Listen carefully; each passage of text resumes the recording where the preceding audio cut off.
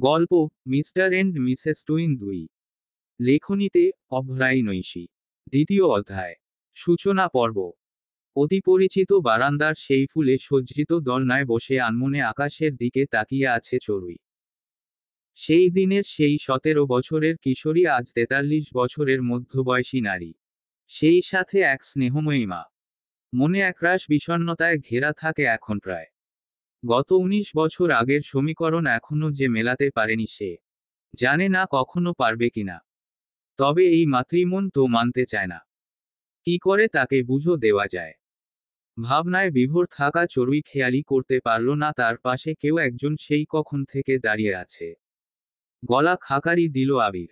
চড়ুইয়েরও ধ্যান ভাঙল, তাকালো তার সুপুরুষটির দিকে। বয়স 51-এর খাতায় পড়লেও বোঝা দেয়। দু একটা চুলে পাক ধরেছে, তবে বোঝা যায় না তেমন।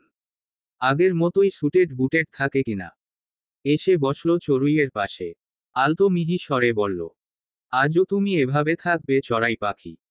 চড়ুই তাকালো আবিরের দিকে, তবে প্রত্যুত্তরে কিছুই বলতে পারল না। আবির আবার বলল, 2 মাস পর ভাই আর বড় পাখি ফিরছে। তার থেকেও বড় কথা, আজ প্রায় 11 বছর পর বাবাইরা ফিরছে। তুমি তো খুশি থাকার কথা চড়াই পাখি। মোম মৃদু হাসল, শান্ত কণ্ঠে উচ্চারণ করল, আমি খুব খুশি আজ। তবে কেন এত বছর আগের ভুল ধারণা নিয়ে নিজেকে গুটিয়ে রাখছো চড়াই? মাঝখানে তো কত কি হলো, আবু, মেজো আম্মু একে একে চলে গেল আমাদের ছেড়ে, এই দুনিয়া ছেড়ে। আম্মুর বয়স হয়েছে। আর সব থেকে বড় কথা হলো আমাদের কুহু বড় হয়েছে চড়াই। ওর কি ভালো লাগে তোমাকে এইভাবে দেখতে। কুহু আমাকে বোঝে আবির, সেটা তুমি জানো। কুহু তোমায় বোঝে। কিন্তু কদিন পরে যখন ওকে বিয়ে দিয়ে দিবে, তখন ওর শ্বশুর বাড়ির লোক মানবে এসব? নাকি আজীবন কুহুকে নিজের কাছেই রেখে দিবে? জানো তো আবির, আমি খুব করে চাই আমার মেয়ে আমার কাছেই থাক সারাটা জীবন। কিন্তু তা সম্ভব নয় চড়াই। আমার আম্মুর যেমন ইচ্ছে ছিল তার টুইন্স ছেলের জন্য টুইন্স বৌমা আনবে, তেমনি বড় পাখিরও ইচ্ছেটা আছে চড়াই। তবে সে যে আমাদের মন রক্ষার্থে এসব কখনো তোমায় বলে না তা তুমি ভালো করেই জানো। জানি, বনেই বয়সে এসেও আমায় নিয়ে ভাবে। কত ভালো ভাগ্য দেখো আমার। সেটাই তো চড়াই। তাহলে তুমি কেন মুভ অন করতে পারছো না? বড় পাখির জন্য আজ অন্তত হাসি খুশি থাকো প্লিজ। চড়ুই মুখে হাসি আনলো। ঠিক আছে, তবে তুমি আর আমাকে কুহুর বিয়ে নিয়ে কিছু বলবে না বলে রাখলাম। হার মানল আবির। আচ্ছা বাবা, বলবো না কুহুর বিয়ে নিয়ে। কথার মাঝেই বারান্দায় প্রবেশ করলো এক চঞ্চল হরিণী। পাতলা পায়ের ছাপ ফেলতে ফেলতে বলল, আমার বিয়ে নিয়ে কি কথা হচ্ছে শুনি। মেয়ের কথায় হাসলে আবির চড়ুই দুজনই। তাদের একমাত্র সুলক্ষণা কন্যা কুহু। পুরো নাম কুহেলি বিনতে চৌধুরী কুহু। নামের মতোই তার ব্যবহার, সারাটা দিন কিচিরমিচির করতে থাকে। চৌধুরী বাড়ির চেনা প্রাণ এখন এই কুহু। সারা বাড়িকে জাগিয়ে রাখার দায়িত্ব যেন তারই। চিকন ঠোঁটের প্রসারিত হাসিটা যেন বিলীনই হয় না কখনো তার মুখ থেকে। এই যে এখনো হাসছে। আবির উত্তর দিল, সেরকম কিছু না মামুনি, এমনি টুকটাক কথা। কুহু দ্রুততার সাথে বলল, আচ্ছা, আমার বিয়ে পড়ে দিও তোমরা। আগে নিচে চলো। ছাদ থেকে দেখলাম বম্মাদের গাড়ি এসে গেছে। চলো মাম্মা, বাবা, তুমিও আসো তাড়াতাড়ি। সবাই এসে গেল তো। বলতে বলতেই চড়ুইকে টেনে তুলল কুহু। সেটুকুই নয়, হাত ধরে টানতে টানতে নিয়েও গেল রুম থেকে। তারা যেতেই একটা দীর্ঘশ্বাস ফেলল আবির। আপন মনে বলে উঠল, আমি জানি না চড়াই, কখনো তোমার এই খটকাটা দূর করতে পারবো কিনা। গত 19টা বছরে যা পারিনি, তা কি করে এখন পারবো বলো তো।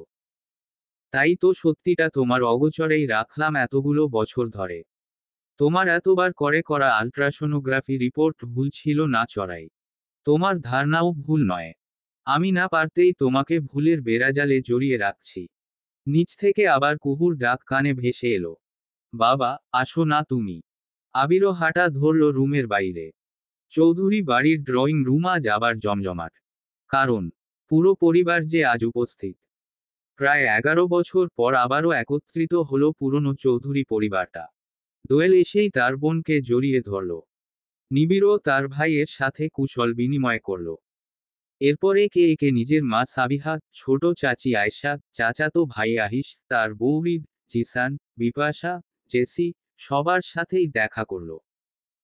ওহ, দয়ালনিবিড় একা ফেরেনি, তাদের সাথেই অস্ট্রেলিয়া থেকে 11 বছর পর ফিরেছে তাদের দুই ছেলে, আয়ুষ বিন চৌধুরী এবং আরুষ বিন চৌধুরী, যারা গত 11 বছর আগেই স্কুলের গণ্ডি পেরোনোর পর স্টুডেন্ট ভিসা নিয়ে চলে যায় অস্ট্রেলিয়া। মাঝে আসার মতো সুযোগ থাকলেও আসেনি তারা। পড়ালেখা শেষ করে নিজেদের বাবাদের বিজনেসের উন্নতি করেছে সেই দেশেও। সেই আরুষায়ুষ আজ আবার নিজ দেশে, নিজ বাড়িতে, নিজ পরিবারের সাথে। তারাও তাদের ছোট মা আর ছোট বাবা অর্থাৎ চড়ুই আর আবিরের সাথে কুশল বিনিময় করে নিল। এরপর একে একে সবার সাথে। কালের বিবর্তনে এই চৌধুরী বাড়ির জেনারেশনও বদলে গেছে। এই যে এখানে আরো কত কত নতুন মুখ উপস্থিত। জিসান বিপাশার এক ছেলে সুবর্ণ, বয়স 20-এর খাঁচায়। তবে যে কেউ দেখলে প্রথমেই বলবে কিউট, গুলুমুলু। মাথায় ঝাঁকড়া চুলগুলে আলতে কোকড়ানো, চোখে কালো ফ্রেমের গোল গোল চশমা, গায়ের রং বিপাশার মতোই হলদেটে ফর্সা। এরপর আসি আহিসের কথায়। সেই দুষ্টু মিষ্টি আহিস আর হৃদের জুটিটাও পূর্ণতা পেয়েছে। তাদের পূর্ণতার ফল হিসেবে জন্ম নিয়েছে তাদের মেয়ে পিলো। বয়স সবে 16। তবে পরিচয় কেউ বলতেই পারবে না এই মেয়ে এত ছোট। বাবা মায়ের মতোই সারাক্ষণ দুষ্টামিতে মেতে থাকে পিলো। সবাই চুপচাপ বসে থাকলেও পিলোর বিরক্ত লাগে, নিশ্চিত গিয়ে কিছু না কিছু হট্টগোল পাকাবেই। আর তার এসব কাজের ক্রাইম পার্টনার হিসেবে কুহু তো সবসময় প্রস্তুত জাহাপানা। এদের এমন দুষ্টামির শিকার হয় সুবর্ণ। কাজ দেখে কেউই বলবে না যে বেচারা সুবর্ণ এই পিলো আর কুহুর থেকে বয়সে বড়। পিলোকে দমানোর জন্য মাঝে মাঝেই হাজির হয় জেসির ছেলে জোবান। বয়স 24। বয়সের তুলনায় যথেষ্ট সুদর্শন। তাই তো এই অল্প বয়সেই সে নারী আসক্ত। ও, অন্য কিছু নয়। ওই আর কি টুকটাক প্ল্যাটিংবাজি। তাও নিজের ইমেজ মেনটেইন করে, নিজে থেকে কাউকে পটায় না। কোনো মেয়ে যদি তার কাছে নিজে থেকে আসে তাহলেই এই দিক দিয়ে কাউকে ফেরায়ও না জোবান। থাক না তার আগের আরো 10-12টা গার্লফ্রেন্ড। আর একটা বাড়লে তো সমস্যা নেই। এই জোবান পিলোকে দমাতে পারলেও কুহুকে নয়, সে তো জোবানের প্রতিদিনের ব্ল্যাকমেইলার। ব্ল্যাকমেইলর কেন? কারণ কুহুই জোবানের এই গার্লফ্রেন্ডের কীর্তি জানে। ভয়ও দেখায় জেসিকে বলে দেওয়ার। মিছিমিছি ভয় পায়ও জোবান, তবে আবার সেই ফিরে এসে কুহুর কাছে ইন্টারেস্ট নিয়ে বলবে, জানিস কুহু আজ আরেকটা পটেছে। সেই তালিকায় মাঝে মাঝে যোগ হয় আবার জেসির মেয়ে জুম্মিও। কুহুর সাথেই পড়ালেখা, বয়সও একই। তবে এই দুই বান্ধবীর মিল বন্ধনটা হলো, এরা যেমন দুষ্টামির সময় দুষ্টামি, আবার বিপদেও সিরিয়াস থাকে। যা পিলোকে দিয়ে কখনোই হয় না। যাই হোক, এত লম্বা পরিবার পরিচিতি দিতে দিতে হাঁপিয়ে গেলাম। বিকেল প্রায় 5টা। বড়রা সবাইকে চেনে। কেউ কাজ করছে, তো কেউ গল্পগুজব। ছোটরা ড্রয়িংয়েই আছে। সবার সাথে আরুষ আয়ুষও। ছেলে দুটো দেখতে পুরোপুরি একই রকম। আবির নিবিড়ের মতো চোখের মনি অমিল নয়। আবির নিবিড়ের মতো দুজন দু মেরুরও নয়। বাপ নিবিড় পাংখা হলেও তারা দুজনই শান্ত, গম্ভীর। সবাই হাসি ঠাট্টায় ব্যস্ত থাকলেও তারা দুজন নিজেদের মধ্যে ব্যস্ত। দুজনই ফোনে টাইপ করছে, আর একটু পর পর দুজন দুজনের দিকে তাকিয়ে ইশারায় কিছু বলছে, থেকে থেকে আবার বাঁকা হাসি দিচ্ছে। এই সবের মধ্যেই কানে ভেসে এলো কুহুর কণ্ঠ। সে এতক্ষণ এখানে ছিলই না। এই মাত্রই দেখা মিলল তার। তাও সে দোয়েলের পিছু পিছু ঘুরছে কিছু একটা দেওয়ার জন্য। বম্মা, তুমি দেও না আমাকে, আমি দেখব তো। দোয়েল কিচেনের দিকে এগোতে এগোতে হালকা বিরক্তি নিয়ে বলল। কুহু মা, আর কতবার বলবো, তোর হুইলের সোয়েটার আমার সুটকেসে নেই। ওটা ভুল করে আরুষের সাউটকেসে নিয়েছি। তুই যা, আরুষকে বল, দিয়ে দিবে। কুহুহাল ছাড়ল না, সেই দোয়েলের পিছু পিছু যেতে যেতে বলল। তুমি নিয়ে দেও না প্লিজ। প্লিজ প্লিজ, ও বম্মা, দেও না। বেশ বিরক্ত হলো দোয়েল, চড়ুইয়ের দিকে তাকিয়ে বলল। দেখলি বোন, মেয়েটা কেমন জ্বালাচ্ছে। চড়ুই কুহুর দিকে চোখ পাকিয়ে বলল। কি হলো কুহু? কেন শুধু শুধু আমার বোনটাকে জ্বালাচ্ছিস? কুহু এবার দোয়েলের থেকে ছুটে চড়ুইকে পেছনে থেকে জড়িয়ে ধরে বলল। ও মাম্মা, বম্মাকে বলো না, আমার জন্য যে হুইলের সোয়েটারটা এনেছে সেটা দিতে। দোয়েল বলল। আমি ওকে বললাম যে ওটা ভুল করে আমি আরুষের সাউটকেসে রেখেছি। বলছি ওর থেকে নিয়ে নিতে, মেয়েটা যাচ্ছেই না। চড়ুই এবার কুহুকে বলল, যা তুই আরুষ বাবার থেকে নিয়ে নে ওটা। আমাদের একটু কথা বলতে দে তো দেখি। কুহু এবার বেশ রাগ দেখিয়ে বলল, ঠিক আছে, নিচ্ছি আমি আরুষ ভাইয়ার থেকে। আর কথা নেই তোমাদের টুইন্স বোনের সাথে। আরি, আরি, আরি, হু হো, বলেই গদগদ পায়ে কিচেন ছাড়ল কুহু। তার এমন কণ্ঠে হাসল দোয়েল, চড়ুই, বিপাশা, হৃদ। কুহু গেল ড্রয়িং রুমে, সেখানে দেখল তার টুইন্স ব্রাদার্সের একজন আছে। এখন জানতে হবে এটা কে, আরুষ নাকি আয়ুষ। কুহু এগিয়ে গেল তার কাছে, গিয়েই ঢুলতে ঢুলতে বলল, তুমি কোন ভাইয়া গো? ভ্রু কুঁচকে তাকালো সে, বলল, কি দরকার তোর? কুহু এবার হাসি খুশি মুখটা বিলীন করে সরাসরি বলল, আরুষ ভাইয়াকে লাগবে। আমার হুইলের সোয়েটার তার কাছে আছে। এখন তুমি বলো কে তুমি, আরুষ নাকি আয়ুষ? ভাই, মেবি বারান্দায় আছে, দেখ গিয়ে। আমি আয়ুষ। উত্তর পেতেই দাঁত দেখিয়ে হিহি করে হাসি দিয়ে বারান্দার দিকে দৌড় দিল। দেখ, আমি যা বলছি তাই কর। একজন এমপ্লয়ি ও যাতে বাদ না পড়ে। সব কটাকে তুলে নিয়ে আয়। এতটুকু বলেই আরো কিছু বলতে যাবে আরুষ, তার আগেই কুহুর ছ্যান ছ্যান করা কণ্ঠ কানে ভেসে এলো তার। আরুষ ভাইয়া, আরুষ ভাইয়া গো, আরুষ ভাইয়া, আরুষ ভাইয়া গো। সমস্যা কি, এমন চেঁচাচ্ছিস কেন? আরুষের বিরক্তি মাখা কণ্ঠ একটুও পছন্দ হলো না কুহুর। ঠোঁট উল্টিয়ে বলল, তুমি আজ এসেই আমাকে বকছো? এত বাজে হয়ে গেছো তুমি? কথাটার উত্তর দিল না আরুষ। কেন ডাকছিলি সেটা বল। এই হলো কোথায় আর অভিমান, মুখে হাসি এনে কুহু বলল, আমার সোয়েটারটা দেও না। ফোন থেকে চোখ তুলে আরুষ তাকালো কুহুর দিকে। সোয়েটার? হ্যাঁ, হুইলের সোয়েটার। যেটা আমার জন্য বম্মা কিনেছে অস্ট্রেলিয়া থেকে। আরুষ সরাসরি বলল, নেই আমার কাছে কোনো সোয়েটার। যা এখান থেকে। নেই মানে? বম্মা তো বলল তোমার সুটকেসেই আছে। একটু চেক করে দেখো না আরুষ ভাইয়া। আরুষের ভ্রু জোড়া কুঞ্চিত। কিছুক্ষণ চুপ করে তাকিয়ে রইল কুহুর দিকে। কুহুও গোমরা মুখে তার দিকেই তাকিয়ে। সোয়েটার লাগবে? খুশি হয়ে গেল কুহু, দ্রুত উপর নিচ মাথা ঝাঁকিয়ে বলল, হ্যাঁ, ওই ডিজাইনটা আমার খুব পছন্দ হয়েছে। অনলাইনে দেখেছি। এখানেও খুঁজেছি, তবে পাইনি। তাই বম্মা আনলো। আচ্ছা। হ্যাঁ, দাও না। লাগবে তো নাকি? সোয়েটার? হ্যাঁ, হ্যাঁ, লাগবেই তো। তাহলে এদিকে আয়।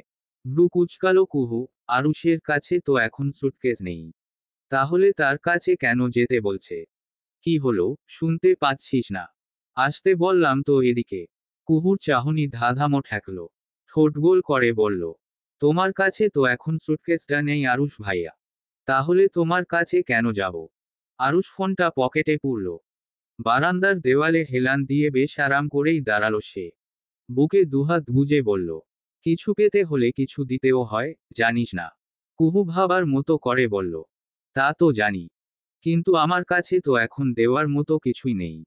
তাহলে আজ তো তুইটাকেই তো দিতে পারিস। নাক কুঁচকে কুহু বলল, মানে? সোয়েটার চাই তো। কুহু উপর নিচ মাথা ঝাঁকালো। তাহলে এদিকে আয়। আর কথা বাড়ালো না কুহু। এগিয়ে গেল আরুষের কাছে। দু কদম দূরত্ব কেবল তাদের মাঝে। এবার দাও। আরুষ চোখের মনি ঘুরিয়ে চারপাশটা দেখে নিল কেউ আছে কিনা। না, কেউই নেই। আরেকটু কাছে আয়। উচ্চতার ব্যবধানের কারণে কুহু মাথাটা উপরের দিকে তাক করে তাকিয়ে রইল আরুষের মুখের দিকে। কি করতে চাইছে লোকটা? একটুখানি এগিয়ে গেল কুহু। তবে আরুষ আর মুখে বলল না, নিজের বাম হাতটা তুলে কুহুর মাথার পেছনে দিয়ে নিজেই কুহুকে একদম নিজের বুকে চেপে ধরল। সাথে সাথেই চোখ বুজে ফেলল কুহু। সারা শরীর যেন ঝংকার দিয়ে উঠল তার। সে শুনতে পাচ্ছে আরুষের বুকে দামামা বাজানোর মতো হৃৎস্পন্দনের অস্বাভাবিক শব্দ। কি দ্রুত লাফাচ্ছে তার হৃৎপিণ্ডটা। ঘনিষ্ঠতার কারণে আরুষের ব্যবহৃত করা পারফিউমের স্মেলটা যেন নেশা ধরিয়ে দিচ্ছে কুহুর সারা অঙ্গে। এ কেমন অনুভূতি? আরুষ তৃপ্তির ঠোক গিলল, কেন যেন সেই সকাল থেকেই কুহুকে কাছে পাওয়ার ইচ্ছেটা তার জাগ্রত হলো, জানা নেই। তবে এই যে এখন কুহু তার বুকে, কুহুর গরম নিঃশ্বাস তার বুকে আছড়ে পড়ছে, এতেই যেন দুনিয়ার শান্তি হানা দিল আরুষের মনে। যেন শত জনমের স্বাদ মিটিয়ে দিল কুহু তার। আরুষ মাথাটা ঝুঁকালো, নাক ঠেকলো কুহুর চুলের ভাঁজে। চোখ বুজে নাক টেনে ঘ্রাণ নিল কুহুর নেশা ধরানো চুলের। চোখ বন্ধ অবস্থাতেই আলতো করে কুহুর চুলে ঠোঁট ছোঁয়ালো সেই, যা কুহু টেরও পেল না। আরুষের থেকে ছুটতে না পেরে কুহু হালকা স্বরে বলল, আরুষ ভাইয়া, কি করছো? আরুষের ধ্যান ভাঙল। দ্রুত চোখ খুলল সে। হাত দিয়ে কুহুর চুলে গুজে থাকা খোপার কাঠিটা টান দিয়ে খুলে ফেলল। তারপর দ্রুত ছেড়েও দিল কুহুকে। এই যে, এটা নিলাম।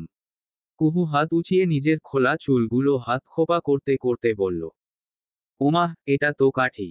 এটা দিয়ে কি করবে তুমি? সেটা তুই না জানলেও চলবে। এখন যা, এখান থেকে। কুহু ঠোঁট উল্টালো। আমার সোয়েটার। বেশি শীত লাগছে। গরম করে দেই। কুহু আবারও বিরক্তিতে নাক কুঁচকালো। কি সব বলছো আরুষ ভাইয়া? তুমি দেবে না আমার সোয়েটার? আরুষ প্রায় 56 সেকেন্ড চুপ রইল। তারপর বলল, সন্ধ্যা সকাল 7:15 আমার রুমে আসবি। তখন দিয়ে দেব। 1 মিনিট লেট হলে সোয়েটার একদিন পরে পাবি। এটা কেমন কথা? বরাবর সকাল 7:15টায়। এটাই কথা। এখন দূর হ এখান থেকে। কুহু সবে একটু নড়েচড়ে হাত নাড়িয়ে বলতে যাবে, 1 মিনিটও কি? যেতে বলেছি না তোকে? আরুষের রামধমক বেশ কাজেই দিয়েছে। পেছনে ঘুরতে ঘুরতে কুহু বলল, তুমি খুব খারুস আরুষ ভাইয়া। হুহো, আরুষ ইকুয়েল টু খারুস। বলেই যেতে নিলে আরুষ পেছনে থেকে ডাকল, শোন। মাথাটা ঘোরালো কুহু। কি? আমার সামনে আর কখনো এভাবে বাচ্চাদের মতো ঠোঁট উল্টে কথা বলবি না। বুকে অ্যাসিডিটির প্রবলেম হয় আমার। কথাটার আগা মাথা কিছুই বুঝল না কুহু। মানে মানে গেট আউট ফ্রম হিয়ার। যা। কুহু বুঝল এই লোকটা নাছোড়বান্দা। যেতে বলেছে মানে এখন যেতেই হবে তাকে। তাই আর কথা না বাড়িয়ে হাঁটা ধরল কুহু। যেতেই দেখল আয়ুষ দাঁড়িয়ে আছে বারান্দার দরজায়। কুহু কিছু বলল না, একবার তাকিয়ে চলে গেল সেখান থেকে। সে যেতেই আয়ুষ এগিয়ে এলো আরুষের কাছে। প্রতিনিয়তের মতোই শান্ত কণ্ঠে বলল, এটা কি ছিল ভাই? আরুষ এমন একটা ভাব ধরল যেন কিছুই জানে না। ওয়ার্ড। চোখ ছোট ছোট করে এক বাঁকা হাসি দিল আয়ুষ। কুহু না দেখলেও তুই তোর এই টুইন্স ব্রাদারের চোখকে কখনো ফাঁকি দিতে পারবি না ডুড। হাসলো আরুষও, আয়ুষের দু কাঁধে হাত দিয়ে বলল, ওকেও babe. You are right, I'm feeling something for her, এইটুকুই। আয়ুষ মাথাটা একটু এগিয়ে নিল আরুষের দিকে। Is it serious? আরুষ একটা বড় করে শ্বাস ফেলল। I really don't know. একদিনে এত কিছু বোঝা যায়? তুই বল। হাসলো আয়ুষ। যাই হোক ভাই, আমাকে ছাড়া তো তোর লাইন ক্লিয়ার হচ্ছে না, তাই না? আরুষ হাসলো। এসব ছাড় তো এখন। ওদিকের কি খবর? আয়ুষ সিরিয়াস হলো। All is good. এবার ওই পদ্ম ফুল তো ফাঁসবেই। টুইন্স ব্রাদার্সের পেছনে লাগা। Not at easy bro. একটু আগেই জানালো ওর কোম্পানির সবগুলো এমপ্লয়ি অলরেডি কিডন। তাহলে আর কি, দেখে আসি তাদের। আরুষ বাধা দিল, আজ নয়, মাত্র এলাম সকালে। এভাবে আজই বাড়ি থেকে বের হলে সবাই ভালো ভাবে নিবে না ব্যাপারটা। কালকে যাব ব্যারেকে। ওকেও, এজ ইউর উইশ। সময় সন্ধ্যা 7:18। দৌড়াতে দৌড়াতে আরুষের ঘরে ঢুকলো কুহু। দেখলো আরুষ পেছনে ফিরে জানালার পাশে দাঁড়িয়ে কার সাথে যেন ফোনে কথা বলছে। কুহু দাঁড়িয়েই রইল। চুপচাপ শুনতে লাগলো আরুষের কথা। প্রত্যেকের ডিটেলস পাই টু পাই রাখবে। আমরা কালকে যাব, করা সিকিউরিটি থাকে যেন, একজনও যদি কম হয় তাহলে তোমাদের মাথা আর শরীরের সাথে থাকবে না। ব্রু কুচকালো কুহু, এভাবে কার সাথে কথা বলছে আরুষ ভাইয়া? যাই হোক, আমি যে দেরিতে এসেছি তা তো আর বলতে পারবে না। হা। আরুষ কান থেকে ফোন নামালো। কুহুর দিকে না তাকিয়েই বলল, 3 মিনিট 18 সেকেন্ড লেট। এই যা, কিভাবে বুঝলো লোকটা? আরুষ পেছনে ঘুরে তাকালো। তো হিসেব মতো 3 দিন পরে সোয়েটার তোর হাতে পাবি। মুখটা পাংশুটে হয়ে গেল কুহুর। নাকি কান্নার মতো করে বলল, প্লিজ আরুষ ভাই, এমন করো না। ভুল করে আয়ুষ ভাইয়ের ঘরে চলে গিয়েছিলাম তো তাই। তাই। বাট ভাইয়ের রুম থেকে আমার রুমে আসতে তো মাত্র 30 সেকেন্ড লাগে। বলতে বলতেই আরুষ খাটে আইস করে বসলো। কুহু মাথায় হাত দেওয়ার কথা, এই লোকটা এত নিখুঁত হিসাব কি করে রাখে? আজই এলো মাত্র। আর এর মধ্যেই এই রুম থেকে ওই রুম যেতে কত সেকেন্ড লাগে তাও হিসেব করে ফেলল। আল্লাহ, বিদেশের সবাই বুঝি এমনই হয়। আমিও যাব বিদেশ। যা, আজ আর তোর কাজ নেই, 3 দিন পর আসিস। ব্যাস, মনটা খারাপ হয়ে গেল কুহুর। ঢুলতে ঢুলতে 2 কদম এগিয়ে গেল আরুষের দিকে। প্লিজ আরুষ ভাইয়া, দাও না আমার সোয়েটারটা। আরুষ ব্যস্ত হলো পাশে থাকা ল্যাপটপ নিয়ে। চলে যেতে বলছি তোকে। কুহু হাল ছাড়ল না। সেই তার ন্যাকামি করে যেতেই লাগলো। বেশ অনেকক্ষণ পর আরুষ বলল, আজই লাগবে সোয়েটার। খুশি হয়ে গেল কুহু, মাথাটা উপর নিচ ঝাঁকিয়ে বলল, হুম, হুম, তাহলে এখন আমি যা বলবো তোকে তা করতে হবে। পারবি?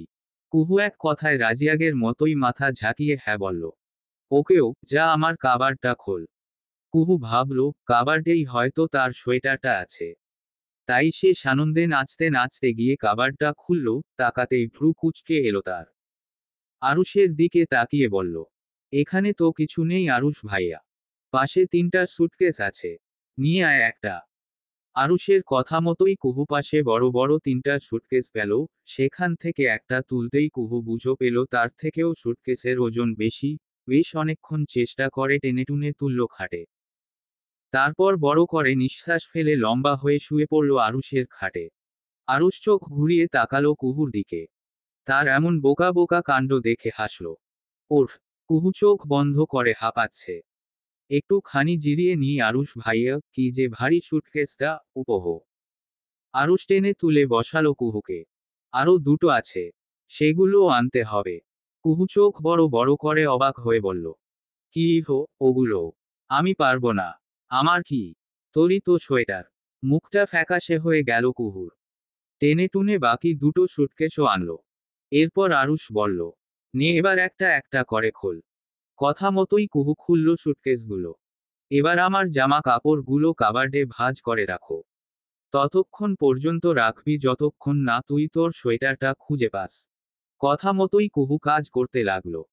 ভেবেছিল 2-1টা তোলার পরেই তার কাঙ্ক্ষিত সোয়েটারটি পেয়ে যাবে। কিন্তু একের পর এক 3টে সুটকেস খালি করার পরেও সে তার সোয়েটারটি খুঁজে পেল না। এদিকে আরুষের সব জামা অলরেডি গোছানো হয়ে গেল। আমার সোয়েটার তো পেলাম না আরুষ ভাইয়া।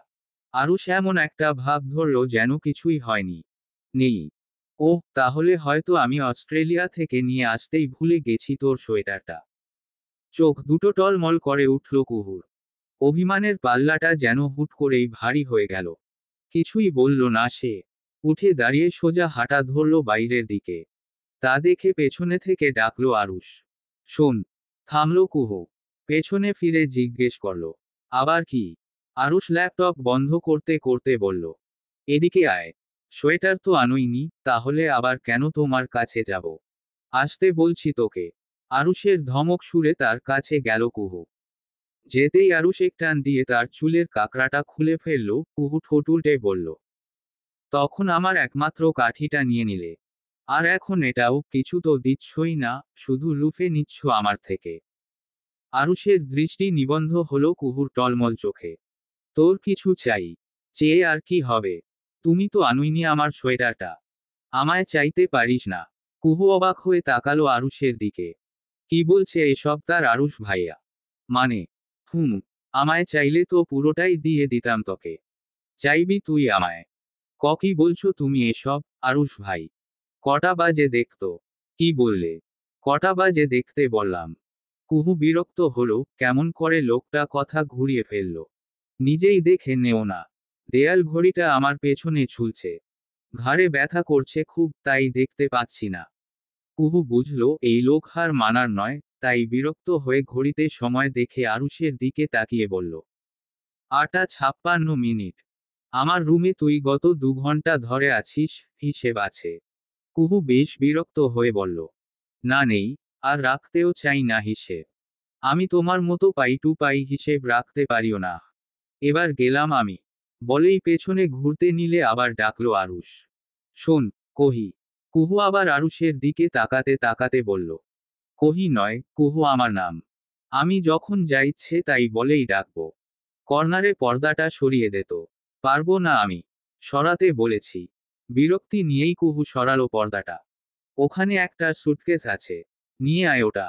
কুহু খেয়াল করলো এখানে আরেকটি সুটকেস, আগের গুলোর থেকে আকারে একটু ছোট। কুহু সেটা নিয়ে আসলো খাটে। আরুষ বলার আগেই খুলল সেটা। মুহূর্তেই মুখে হাসি ফুটে উঠল তার। অবাকের সীমা ছাড়িয়ে বলে উঠল, এতগুলো সোয়েটার! আরুষ নিরলস চোখে দেখতে লাগলো কুহুর আনন্দ। কিছুই বলল না। কুহু একে একে সব জিনিস খুলতে লাগলে। দেখল সেখানে তার বলা ডিজাইনের 7টি হুইলেট সোয়েটার আছে ভিন্ন কালারের।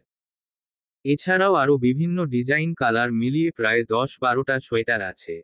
3টা লেডিস হুডিও পেল সে।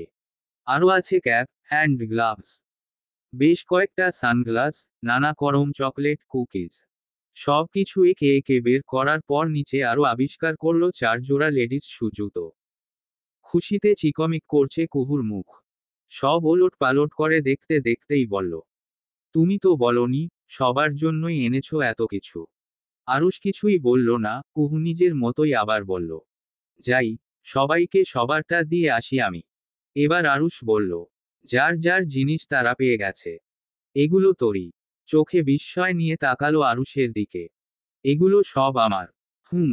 এবার এগুলো নিয়ে বিদায় হ এখান থেকে। কুহু খুশিতে আত্মহারা, সব দ্রুত গুছিয়ে কোনো রকম সুটকেসে পুরে তা নিয়ে যেতে যেতে আবার থামল। সুটকেস রেখে আবার দৌড়ে এসে আরুষের দু গাল টিপে এদিক ওদিক নাড়িয়ে বলল, তুমি খুব ভালো, আরুষ ভাইয়া। বলেই আর দাঁড়ালো না। সুটকেস নিয়ে পোগার পার। কুহুর এমন আত্মহারা কাণ্ডে ফিক করে হেসে দিল আরুষ। জমজমাট ডিনার শেষে বাড়ির মেয়েরা একত্রিত হলো কুহুর রুমে। পিলো, জুম্মি, আর কুহু। জুম্মি তো গালে হাত ঠেকিয়ে অবাক হয়ে বলল, ও মাই গড, ভাইয়ারা তোর জন্য এত কিছু আনলো। কুহু মুখ বেঁকিয়ে বলল, উহো, এমন ভাব করছিস যেন তোদেরকে কিছুই দেয়নি। পিলো বলল, বাজে বকিস না তো কুহুপি। আমাদের দিয়েছে ঠিক, তবে এত কিছু নয়।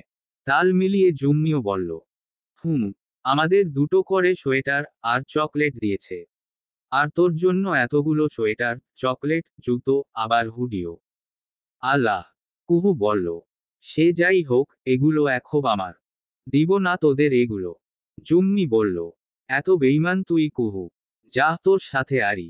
জুম্মির মিছিমিছি অভিমানে পিলোও যোগ হলো, কুহু হার মেনে বলল, ঠিক আছে বাবা, তোরা মাঝে মাঝে আমার থেকে নিয়ে পড়িস এসব। দিবনি তখন। ওকেও। হেসে দিল পিলো আর জুম্মি, সাথে কুহুও। স্যার লোটাস শেহনাজের এমপ্লয়ি গুলোর মধ্যে একজন লোক খুব খেপাটে স্যার। আমাদেরকে খুব মেরেছে। ফোনের ওপাশের ব্যক্তির কথা শুনেই মাথায় রক্ত উঠে গেল আয়ুষের, হালকা চেঁচিয়ে বলল, ওয়ার্ড, পালালো নাকি ওরা? না, স্যার, চেষ্টা করেছিল পালাতে সবাইকে নিয়ে। তবে সময় মতো আমাদের আরো লোক পৌঁছে যায় সেখানে। তাই পালাতে পারেনি। আমরা অনেক কষ্টে বাইরে থেকে দরজা আটকে রেখেছি। ওই লোকটা কোথায়? সেও ভেতরে আছে স্যার। ভয়ে আমরা দরজা খুলছি না। এমনিতেই আমাদের গ্রুপের 4জন লোক অলরেডি হসপিটালে অ্যাডমিট, মার খেয়ে কাতর তারা। আয়ুষ কান থেকে ফোন নামিয়ে সময় দেখে নিল। রাত প্রায় 3টা। আবার ফোন কানে ধরল। আজ আর দরজা খুলো না। সিকিউরিটি বাড়িয়ে দাও। আমি কালকে সকালেই আসব। তারপর দেখব কে সেই মহামানব যে আমার সাথে শক্তিতে পারে। নিজস্ব জায়গায় গড়ে তোলা হয়েছে এক অন্ধকারে ঘেরা রাজপ্রাসাদ। প্রাসাদটির প্রায় চারপাশেই জঙ্গলে ঘেরাও করা। মূল শহর থেকে কিছুটা দূরেই অবস্থিত। যানবাহনের চলাচল খুব একটা নেই। সেই ব্যারেকেরই বড় সাইজের একটা রুমে বন্দী অবস্থায় আছে প্রায় 2223 জন। রুমটার বাইরে থেকে দরজা লক করা। বাইরে প্রায় 45 জন দেহরক্ষী ব্যারেকের চারপাশে ছড়িয়ে ছিটিয়ে আছে। আওয়াজ তুলে একটি পাজারো গাড়ি এসে থামল ব্যারেকের সামনে। দুদিকের দরজা খুলে নামল টুইন্স ব্রাদার্স, আরুষ আর আয়ুষ। তাদের দেখেই ছুটতে ছুটতে এগিয়ে এলো এক লোক। বয়স প্রায় 30-এর কাছাকাছি। লম্বা করে সালাম দিল সে। আসসালামু আলাইকুম স্যার। কথায় সেই হিরো। আয়ুষের কঠিন কণ্ঠে লোকটি বলল, স্যার, এখনো সবার সাথেই রুমে বন্ধ আছে। আরুষ চারপাশটা চোখ বুলালো। সিকিউরিটি তো ভালোই দিয়েছো দেখছি সামিন। Good job. লাজুক হাসি দিল সামিন লোকটা। কি যে বলেন না স্যার, আপনারাই তো আমার সব। এইটুকু তো কিছুই না। আয়ুষ বলল, থ্যাঙ্কস। এতগুলো বছর এই দিকটা সামলানোর জন্য আমরা তো দেশের খুব একটা খেয়ালও রাখতাম না। আচ্ছা চলো দেখি সেই ফাইটার হিরোকে। তিনজন এগিয়ে গেল ব্যারেকের সেই রুমটার দিকে। শামীম দরজা খুলে দিতেই অনেকগুলো উৎসুক চোখ তাদের দিকে পড়ল। আরুষ তীক্ষ্ণ চোখে পরখ করে নিল যে সবার হাতে বাঁধন আছে কিনা। সবারই আছে। তবে চোখ ঘুরিয়ে যখন একটু বাঁদিকে তাকালো, তখনই খেয়াল করলো একটা লোক শামীমকে হ্যাচকা টানে নিজের দিকে টেনে গলায় বেশ নিখুঁতভাবে ছুরি চেপে ধরেছে। শামীম চেঁচিয়ে উঠল, স্যার, স্যার, বাঁচান আমায় স্যার। আয়ুষ চোখ বুলিয়ে দেখে নিল লোকটিকে। মুখ ভর্তি দাড়ি গোঁফে ভরা। গায়ে কালো রঙের মোটা কাপড়ের একটি জ্যাকেট, ব্লু জিন্স, সাদা শু, মাথায় ক্যাপ দেওয়া। উচ্চতা খুব একটা বেশি নয়, শামীমের থেকেও খাটো লোকটা। শামীম বলতেই লাগলো, এই সেই, স্যার, তখন সবাইকে মেরেছিল, আমায় বাঁচান স্যার। আরুষের মধ্যে ভয়ের বিন্দুও দেখা গেল না। সে আরামসে পকেটে দুহাত পুরে বলল, ওকে ছেড়ে দে। সাথে সাথেই লোকটি বলল, আগে এখানে সবাইকে ছাড়বি, তারপর একে ছাড়া হবে। লোকটির গেটআপের সাথে কণ্ঠটা কেমন যেন বেমানান ঠেকলো আরুষের কাছে। তবুও এই দিকটাকে খুব একটা পাত্তা দিল না সে। বাঁকা হাসলো আরুষ। ব্রুজোরা কুঁচকে মাথা ঢুলিয়ে বলল, ছাড়বি না? আগে এদের সবাইকে ছাড়বি তোরা।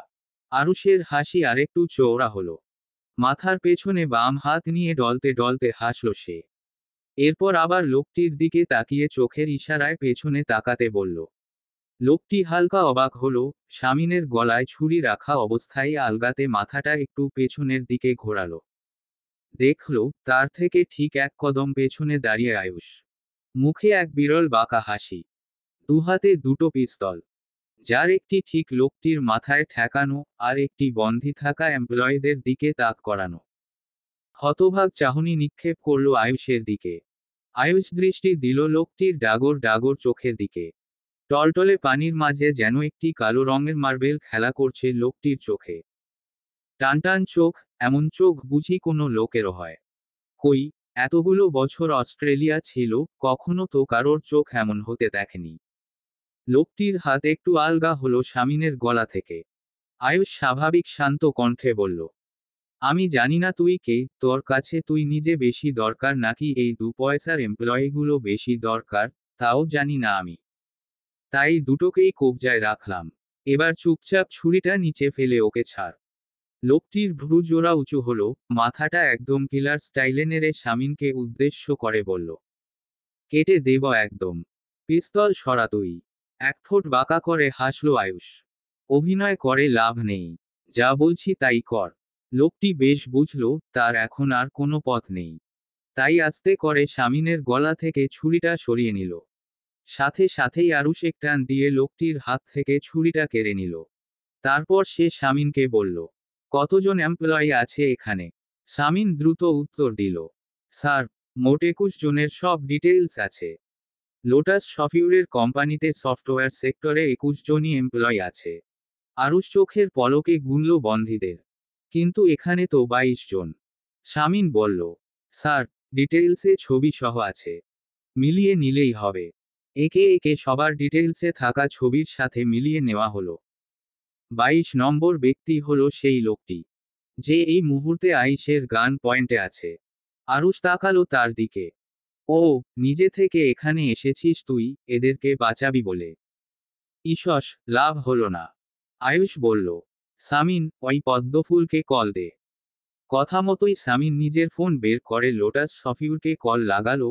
রিসিভ হতেই আরুষ বলল, কিরে পদ্মফুল, খবর কি তোর? ফোনের ওই পাশ থেকে লোটাস সফিউরের বিকট হাসির শব্দ শোনা গেল। কি ভেবেছিস তোরা, আমার সফটওয়্যার সাইটের এমপ্লয়ীদের কিডন্যাপ করলেই পাওয়ার অফ অ্যাটর্নি পেয়ে যাবি তোরা? এত সহজ নয় খোকারা। তোদের থেকে দ্বিগুণ বয়সে যেমন বড়, তেমনি বুদ্ধিটাও আমার তোদের থেকে দ্বিগুণ গতিতে চলে। হা হা হা, হাসলো আরুষও। আহ, ভয় পেলাম তো। পদ্মফুল, শোন পদ্মফুল, তোর বাসস্থান যেমন খাল বিলে, তোর বুদ্ধিটাও না সেই খাল বিলেই পড়ে আছে। সময় করে খুঁজে নিস সেখান থেকে। আর কি যেন, এমপ্লয়ীদের বাঁচাবি বলে লোক পাঠিয়েছিস? আরে, ধরা পড়ে গেল তো। এতক্ষণের উচ্ছ্বাসে ভরা কণ্ঠ মুহূর্তেই হালকা ভয়ের আভাস পাওয়া গেল লোটাসের কণ্ঠে। কি? ও ধরা পড়ে গেছে? মানে হো হো করে হেসে উঠল আরুষ। বেশ কিছুক্ষণ পর হাসি থামিয়ে বলল, হ্যাঁ রে পদ্মফুল, তোর পাঠানো বাট্টুস লোকটা, শরীরে তো কিছু আছে বলে মনেই হয় না। কি পাঠিয়েছি সেটা? ভালো লাগে নাকি এমন তালপাতার সাথে ফাইট করতে? একটু মোটা তাজা দেখে পাঠাতে পারলি না? ওদের ছেড়ে দে বলছি, ওকে আটকে রাখলে ভালো হবে না কিন্তু টুইন্স। পাওয়ার অফ এটার্নি দিয়ে দে। তোর সব এমপ্লয়ি পেয়ে যাবি। না হলে একটাও থাকবে না জিন্দা। তোর মূল্যবান রত্নরা সব সফটওয়্যার ইঞ্জিনিয়ার, যাদের ছাড়া তোর টাকার গাড়ি একটুও চলবে না, তাই না? এই টুইন্স, ভালো হচ্ছে না কিন্তু। আমার এমপ্লয়িদের যাতে কিছু না হয়। নে, পাসকোড বল, ছেড়ে দিচ্ছি। টুইন্স, তোদের তো দেখে নেব আমি। বলেই কল কেটে দিল লোটাস। আরুষ হাসল, সাথে আয়ুষও। আরুষ এগিয়ে এলো লোকটির সামনে। তুই তো দেখি খুবই কাছের গর্জি ওই পদ্মফুলের। পাসকোডটা তুই জানিস, তাই না? লোকটা সেই কখন থেকে ফুঁসছে। এবার শক্ত কণ্ঠে বলল, হ্যাঁ, জানি। তবে তোরা আগে এদের ছাড়বি, তারপর বলবো। আয়ুষ কিছুক্ষণ চুপ রইল। একে অপরের সাথে চোখে চোখে কি যেন বলল, তারপর আরুষ শামিনকে ডেকে বলল, সামিন, এই 21 জনকে তাদের জায়গায় ছেড়ে দে। শামিন অবাক হয়ে বলল, স্যার, কি? যা বলছি তাই করো শামিন। আর হ্যাঁ, চোখে কাপড় বেঁধে নেবে এদের, যাতে দ্বিতীয়বার এই জায়গার খোঁজ কাউকে দিতে না পারে। শামিন কথা মতোই একে একে সবাইকে নিয়ে গেল বাইরে, সাথে আরো কয়েকজন গার্ডও গেল। আরুষের ফোনে একটা এসএমএস আসতেই সে আয়ুষের দিকে তাকিয়ে বলল, ছোট বাবা বলছে একবার তাদের অফিস যেতে। ব্রু কুচকালো আয়ুষ। হঠাৎ, ডোন্ট নো। আচ্ছা, তুই এখানেই থাক। এদিকটা সামলে তারপর যাস। আমি ওই দিকটা দেখছি। ওকেও, যা তুই। আরুষ চলে গেল। রুমটায় এখন শুধু আয়ুষ, ওই লোকটা আর কয়েকজন গার্ড। একটু পরে শামিনও এসে দাঁড়ালো। নে এবার পাসকোড বল। লোকটি চুপ রইল। কি হলো, বল। আয়ুষ চেঁচাতেই লোকটি হাত পেছনে নিয়ে সুকৌশলে আয়ুষকে একটু দূরে সরিয়ে দিল। সাথে সাথেই গার্ডগুলো এসে হামলে পড়ল লোকটির উপর, তবে তার শক্তির কাছে কেউই পেরে উঠল না। কারোর নাক ফাটিয়ে দিল, কারো আবার হাত পা ভেঙে দিল। শেষমেশ আয়ুষ গিয়ে সুযোগ বুঝে লোকটির পেট বরাবর একটা ঘুষি মারল। সাথে সাথেই ছিটকে পড়ল লোকটি। পেটে হাত চেপে ব্যথায় চোখ খিচে বন্ধ করে ফেলল। এই সুযোগে আয়ুষের ইশারা মতো 3জন গার্ড গিয়ে লোকটিকে তুলে একটি হাতাওয়ালা চেয়ারে বসিয়ে দড়ি দিয়ে বেঁধে ফেলল। লোকটি বেশ ছটফট করল, তবে আঘাতের কারণে কিছুই করতে পারল না। মাম্মা, বম্মা গো, কোথায় তোমরা? এদিকে এসো না। কুহুর চেঁচামেচি শুনে ছাদ থেকে হুড়মুড় করে নেমে এলো দোয়েল চড়ুই।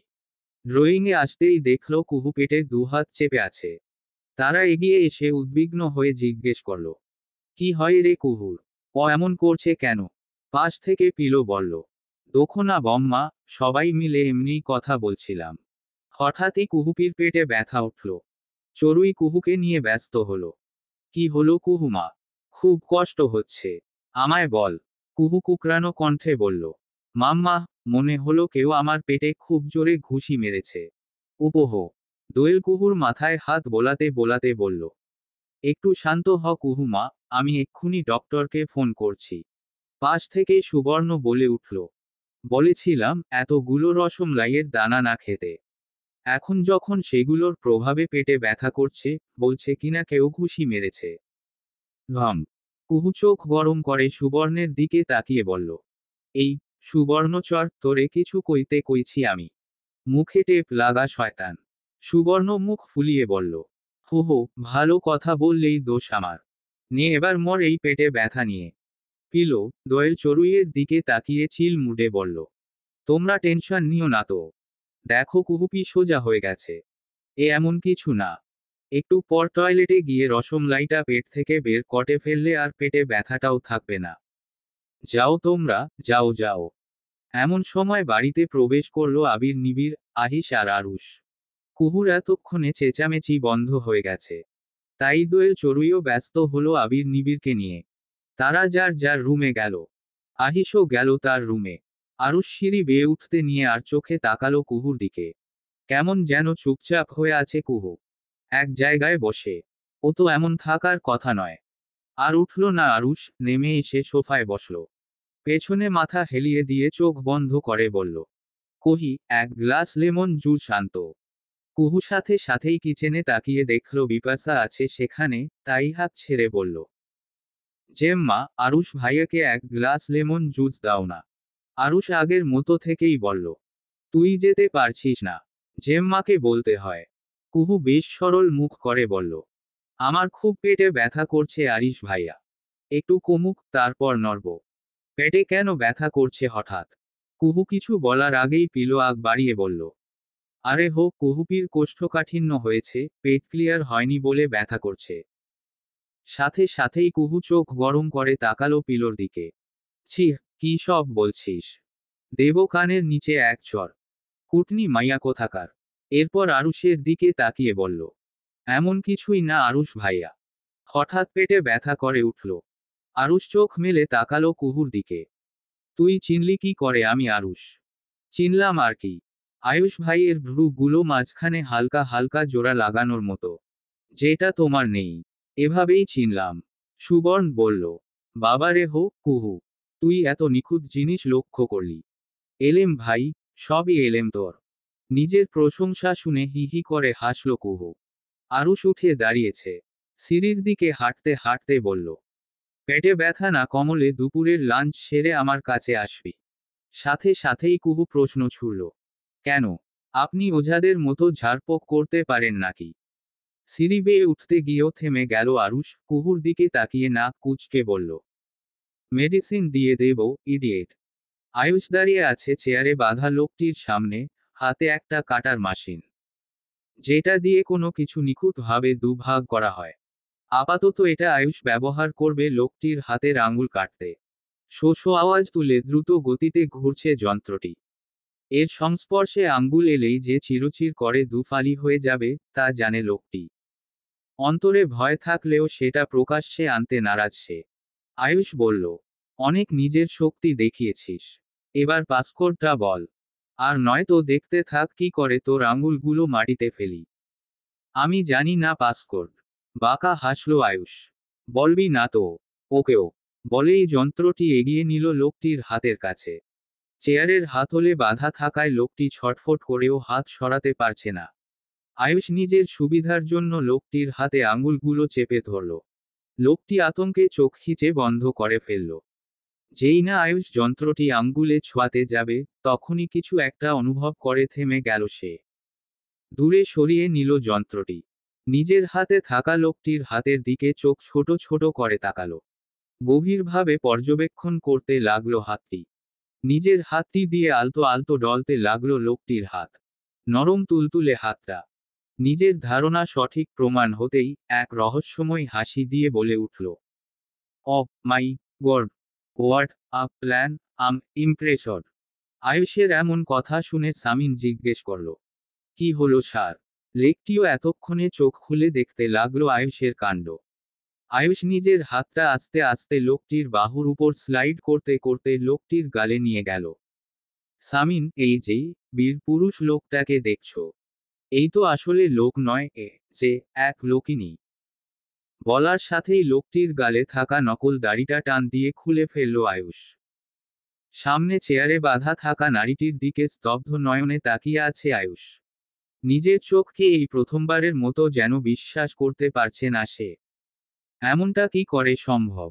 আয়ুষের এমন হতভম্ব চেহারা দেখে সামিন আস্তে করে জিজ্ঞেস করল, কি হয়েছে স্যার? চোখ বন্ধ করল আয়ুষ। বাঁ হাত দিয়ে কপাল থেকে শুরু করে নিজের সারা মুখটা কয়েকবার ডলে নিল। আবার তাকালো মেয়েটির দিকে। ভেবে পাচ্ছে না কি করা উচিত তার। একটু আগেই মেয়েটির সমস্ত গোঁফ দাড়ি খুলে চুলের ক্যাপটাও খুলে ফেলল আয়ুষ। সেই থেকেই মেয়েটি নিচের দিকে তাকিয়ে রাগে ফুঁসছে। আমি সত্যিই ভাবতে পারিনি তুই নিজের মানুষের বিরুদ্ধে লড়তে পারিস। ইনফ্যাক্ট তোকে আমি এভাবে আশাও করিনি। মেয়েটি কিঞ্চিত অবাক হলো। চোখ তুলে তাকালো আয়ুষের দিকে। কি বলছে লোকটা? নিজের মানুষ? কে আমার নিজের মানুষ? এখন এভাবে কি দেখছিস? উত্তর দে কুহু। আয়ুষের হঠাৎ গর্জনে হালকা কেঁপে উঠল মেয়েটি। আয়ুষ দিশা হারিয়ে ফেলছে।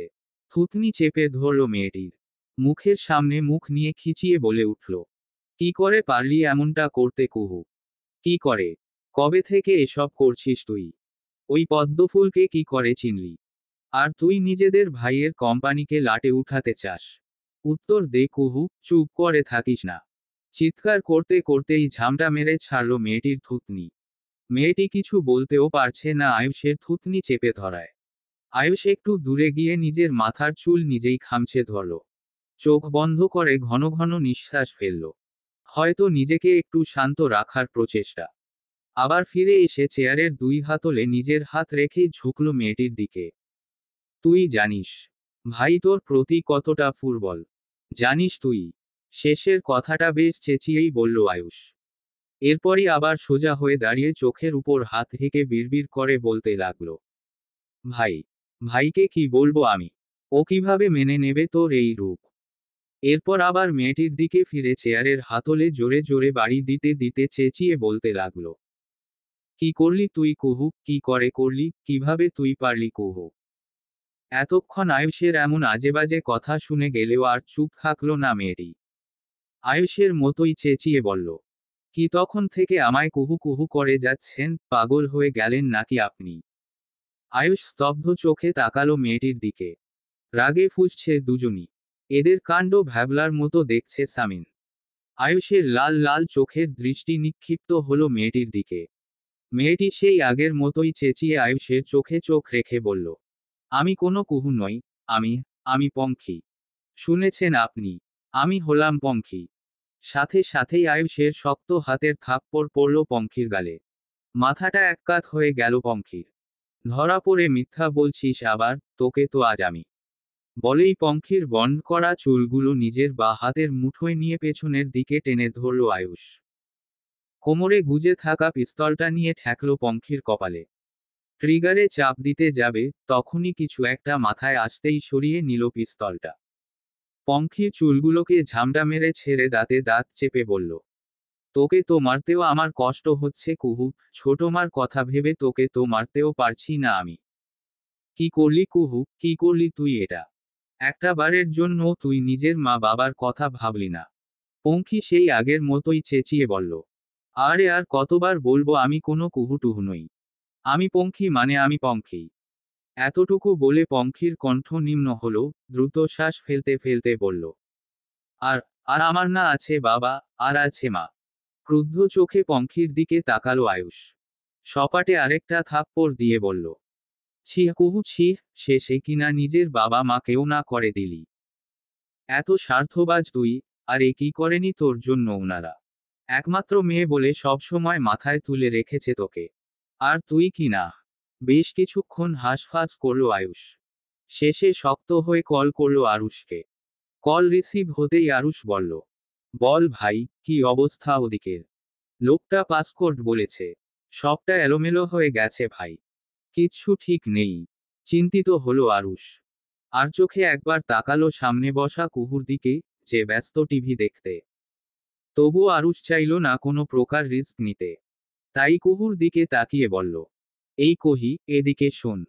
ফোনের ওপাশে আরুষের এমন কথা শুনে ঘাবড়ে গেল আয়ুষ। বড় বড় চোখ করে তাকালো পঙ্খির দিকে। কুহু তো এখানে, ভাই কাকে ডাকছে তাহলে? এদিকে কুহু তাকালো আরুষের দিকে। তা দেখে আরুষ বলল, আমার রুম থেকে বের হ এখন। কাজ আছে আমার। আয়ুষ দ্রুত বলল, ভাই, তুই কার সাথে কথা বলছিস? কুহু তো। কুহু কি? এই তো কুহু, আমার রুমে আছে। কুহু তোর রুমে? তাহলে কি হয়েছে ভাই? তোর কথা এমন কেন শোনাচ্ছে? আয়ুষ কোনো মতে বলল, তুই শিওর কুহু তোর সামনে? হ্যাঁ রে বাবা, এই তো ও। ওয়েট।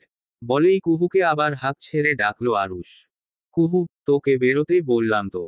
সাথে সাথেই কুহু বলল, মুভিটার আর একটু বাকু, এটা দেখেই চলে যাব প্রমিজ। ফোনের ওপাশ থেকে কুহুর কণ্ঠ শুনে যেন আকাশ থেকে পড়ল আয়ুষ। একবার ফোনের দিকে, তো একবার সামনে থাকা পঙ্খির দিকে তাকাচ্ছে সে। আরুষ বলল, কি হয়েছে ওখানে? আয়ুষ কোনো মতে বলল, আমি ফিরে আসি, সবটা বলবো তোকে। রাখছি। কল কেটে দিল আয়ুষ। এগিয়ে গেল পঙ্খির দিকে। ধীরে সুস্থে চেয়ারের দুই হাতলে হাত ঠেকালো, চোখ ঘুরিয়ে পঙ্খিকে পরখ করে বলল, কুহু যদি ভাইয়ের সামনে থাকে, তাহলে তুই কে? পঙ্খির তির্যক চাহনি নিক্ষিপ্ত হলো আয়ুষের দিকে। দাঁতে দাঁত চেপে বলল, কতবার বলবো, আমি হলাম বিয়ে পঙ্খি। হয়েছে। পঙ্খি, পঙ্খি, পঙ্খি। হুবহু দেখতে এক, হাউ ইজ ইট পসিবল? পঙ্খি নিজেকে ছাড়ানোর চেষ্টা করে বলল, আপনার এসব আপনি জানেন, আমায় ছাড়ুন। ভ্রু কুঁচকালো আয়ুষ, শান্ত কণ্ঠে জিজ্ঞেস করল, কে তুই? পরিষ্কার করে বল। আর এখানে কেন এসেছিস? পঙ্খি আগের মতোই রাগী কণ্ঠে বলল, আমি পঙ্খি, আপনারা যাদের কিডন্যাপ করে নিয়ে এসেছেন, তাদেরকে বাঁচাতেই আমি এখানে এসেছি। এখন তারাও ছাড়া পেয়ে গেছে, আর আমায়ও নিজের কাজে যেতে দিন। হো হো করে হেসে উঠল আয়ুষ। তার হাসির শব্দ প্রতিধ্বনি হলো সারা রুম জুড়ে। হাসি থামিয়ে বলল, পাগল নাকি রে তুই? আটকে রেখেছি কি ছেড়ে দেওয়ার জন্য? বন্ধী অবস্থাতেই বাঁকা হাসল পঙ্খি। বলল, আমার কাজ শেষ। এরপর আপনি আমাকে আটকে রেখেও কোনো লাভ হবে না। আয়ুষ ভান করে বলল, ও তাই তো, আমি তো এই কথাটা জানতামই না। তাহলে এবার পাসকোডটা বল, আর চলে যা এখান থেকে। পঙ্খির হাসি আরেকটু চওড়া হলো। এত সহজ নাকি? কিসের পাসকোড? ওয়াও, ম্যাডাম জানেই না কিসের পাসকোড। হেসে হেসে এই কথা বলে হঠাৎ রাগী মূর্তি ধারণ করল আয়ুষ, দ্রুত এসে পঙ্খির থুতনি চেপে ধরে বলল, এই, নাটক করিস তাই না? নাটক করিস আমার সাথে? পঙ্খি শুধু উমম উমম করছে, কথাও বলতে পারছে না ঠিক মতো। এমন সময় পঙ্খির জিন্সের পকেটে থাকা ফোনটা বেজে উঠল। তা শুনেই আয়ুষ ছাড়ল পঙ্খিকে। পঙ্খির পকেট থেকে ফোনটা প্রায় বেরিয়েই আছে। সেটা টেনে নিল আয়ুষ। জ্বলজ্বল করে উঠল পঙ্খির ফোনে সেভ করা নামটি, লোটাস শফিউর। আয়ুষ একবার তাকালো পঙ্খির দিকে, তারপর রিসিভ করে কানে ধরল ফোনটা। সাথে সাথেই ভেসে এলো লোটাসের উদ্বিগ্ন কণ্ঠ। হ্যালো পঙ্খি, তুমি কোথায়? বাকিদের অফিসে পেলাম, তুমি আসোনি কেন? তোমাকে চিনেনি তো ওই টুইন্স ব্রাদার? এপাশ থেকে আয়ুষ ভিলেনি ভয়ে যে বলে উঠল, এই পদ্ম ফুল। থামলো লোটাস। একটু পর বলল, twins brother? Yes, yes, twins ব্রাদারই। কাকে যেন খুঁজছিলি? নামটা যেন ও পবঙ্খি, সে তো এখন আমার দাওয়ায়। এবার কি হবে পদ্মফুল? আয়ুষের এমন ইয়ার্কির সুরে বলা কথাগুলো শুনে খেপে গেল লোটাস। ওই মেয়েটাকেই ভরসা করেছিল, এখন কিনা ওই ধরা পড়ে গেল। ইসস, এই টুইন্স, ওকে ছেড়ে দে বলছি ওকে। ঘর কাঁপিয়ে হাসল আয়ুষ। তারপর হাসি থামিয়ে বলল, পদ্মফুল, তোর ডান হাত নিয়ে নিলাম নাকি? কে রে এই পঙ্খি? তোর সবচেয়ে বেশি কাজের নাকি? এই টুইন্স, ছেড়ে দে বলছি ওকে। বাই পদ্মফুল। টেনে টেনে কথাট বলেই কল কেটে দিল আয়ুষ। ফিরে তাকালো পঙ্খির দিকে। দক্ষ হাতে ফোনটা ঘোরাতে ঘোরাতে বলল, এবার তুই শুধু পাসকোড না, এই ফোনের পাসওয়ার্ডও বলবি। নে কুইক। পঙ্খি নিজের কথায় অটল। সরি ডুড, আম সো টায়ার্ড নাও। পঙ্খির এমন চিল মুডের কথা শুনে মাথায় রক্ত উঠে যাচ্ছে আয়ুষের। তবুও কোনো মতে নিজেকে ঠিক রেখে বলবো, ভেবেছিলাম তুই আমাদের কুহু, তাই তোর শাস্তি নিয়ে সন্দিহান ছিলাম। এখন তুই যখন কুহুই না, তাহলে এবার থেকে দেখবি এই আয়ুষ বিন চৌধুরী কি। রেডি থাক তুই। দরজার দিকে হাঁটা ধরল আয়ুষ। স্বামীনও তার পিছু পিছু হাঁটতে লাগলো। এই মেয়ে যাতে এখান থেকে কোনোভাবে পালাতে না পারে খেয়াল রেখো। আর থার্ড ডিগ্রি ডোজ দিতে হবে একে। সামিন দ্রুত মাথা ঝাঁকিয়ে বলল, ওকেও স্যার, আমি এক্ষুনি গার্ডদের পাঠাচ্ছি। এর ব্যবস্থা ওরাই করুক। ভ্রু কুচকালো আয়ুষ। মেয়ে গার্ড নেই। নত হলে সামিন, এই মুহূর্তে তো নেই স্যার। আপনি বললে কালকের মধ্যে ম্যানেজ করব। আয়ুষ হাত উঁচু করে বাধা দিয়ে বলল, না থাক, একে আমি হ্যান্ডেল করব। আর কেউ লাগবে না। তুমি এক কাজ করো, এই যে পঙ্খি, এর A to Z ডিটেইলস আমার চাই। এটাও খোঁজ নাও যে এর সাথে আমাদের কোহেলির কোনো কানেকশন আছে কিনা। সামিন প্রশ্ন করল, মানে স্যার, কোহেলি কে? আয়ুষ তাকালো সামিনের দিকে। ভাবল, সামিন কুহুকে চেনে না। না, এখন কুহুর বিষয়টা ওকে না বলাই বেটার। আচ্ছা সেটা আমি দেখে নিব। তুমি শুধু এই পঙ্খির ডিটেইলস নাও। চৌধুরী ভিলার ছাদের কর্নারে পার্টি বিছিয়ে বসে আছে ছোটরা সবাই। সবাই মিলে মিউজিক পিলো খেলছে। একে একে জুম্মি আউট হলো। দ্বিতীয়তে কুহু আউট হয়ে গেল। এখন খেলা চলছে সুবর্ণ, পিলো, জোবানের মাঝে। কুহু হেলান দিয়ে বসলো ছাদের কার্নিশে। একটু পর জুম্মিও এসে বসলে তার পাশে। কুহু, আজ এত শান্ত। ব্যাপার কি? বল বল। কুহু বিরক্তির সুরে বলল। দোস্ত, দেহের জ্বালায় শান্ত হইয়া গেছি আমি। জুম্মির ইন্টারেস্ট বাড়ল, কুহুর দিকে আরেকটু চেপে বসে আগ্রহ নিয়ে বলল। আহো, তাকে তোর দেহে জ্বলন ধরালো দোস্ত। প্রেমের জ্বলন নাকি রে? কুহু কোনা চোখে জুম্মির দিকে তাকিয়ে বলল। গিলু কোথাকার। পাত্তা দিল না জুম্মি, নিজের মতোই বাকিদের দৃষ্টি আকর্ষণ করে বলল। এই এই শোন সবাই। আমাদের কুহুর কথা শুনে আমার একটা গান মনে পড়ল। শুনবি? সুবর্ণ সায় জানিয়ে বলল। কি গান, শুনি? জুম্মি গলা ঝেড়ে মাথা ঢুলিয়ে ঢুলিয়ে গেয়ে উঠল। আকাশে লক্ষ তারা, চাঁদের মতো আলো দেয় না। কুহুর মন মানে না, যৌবন জ্বালা সয় না। সাথে সাথেই কুহু দুম করে একটা কিল বসিয়ে দিল জুম্মির পিঠে। শালি, ছুঁচা!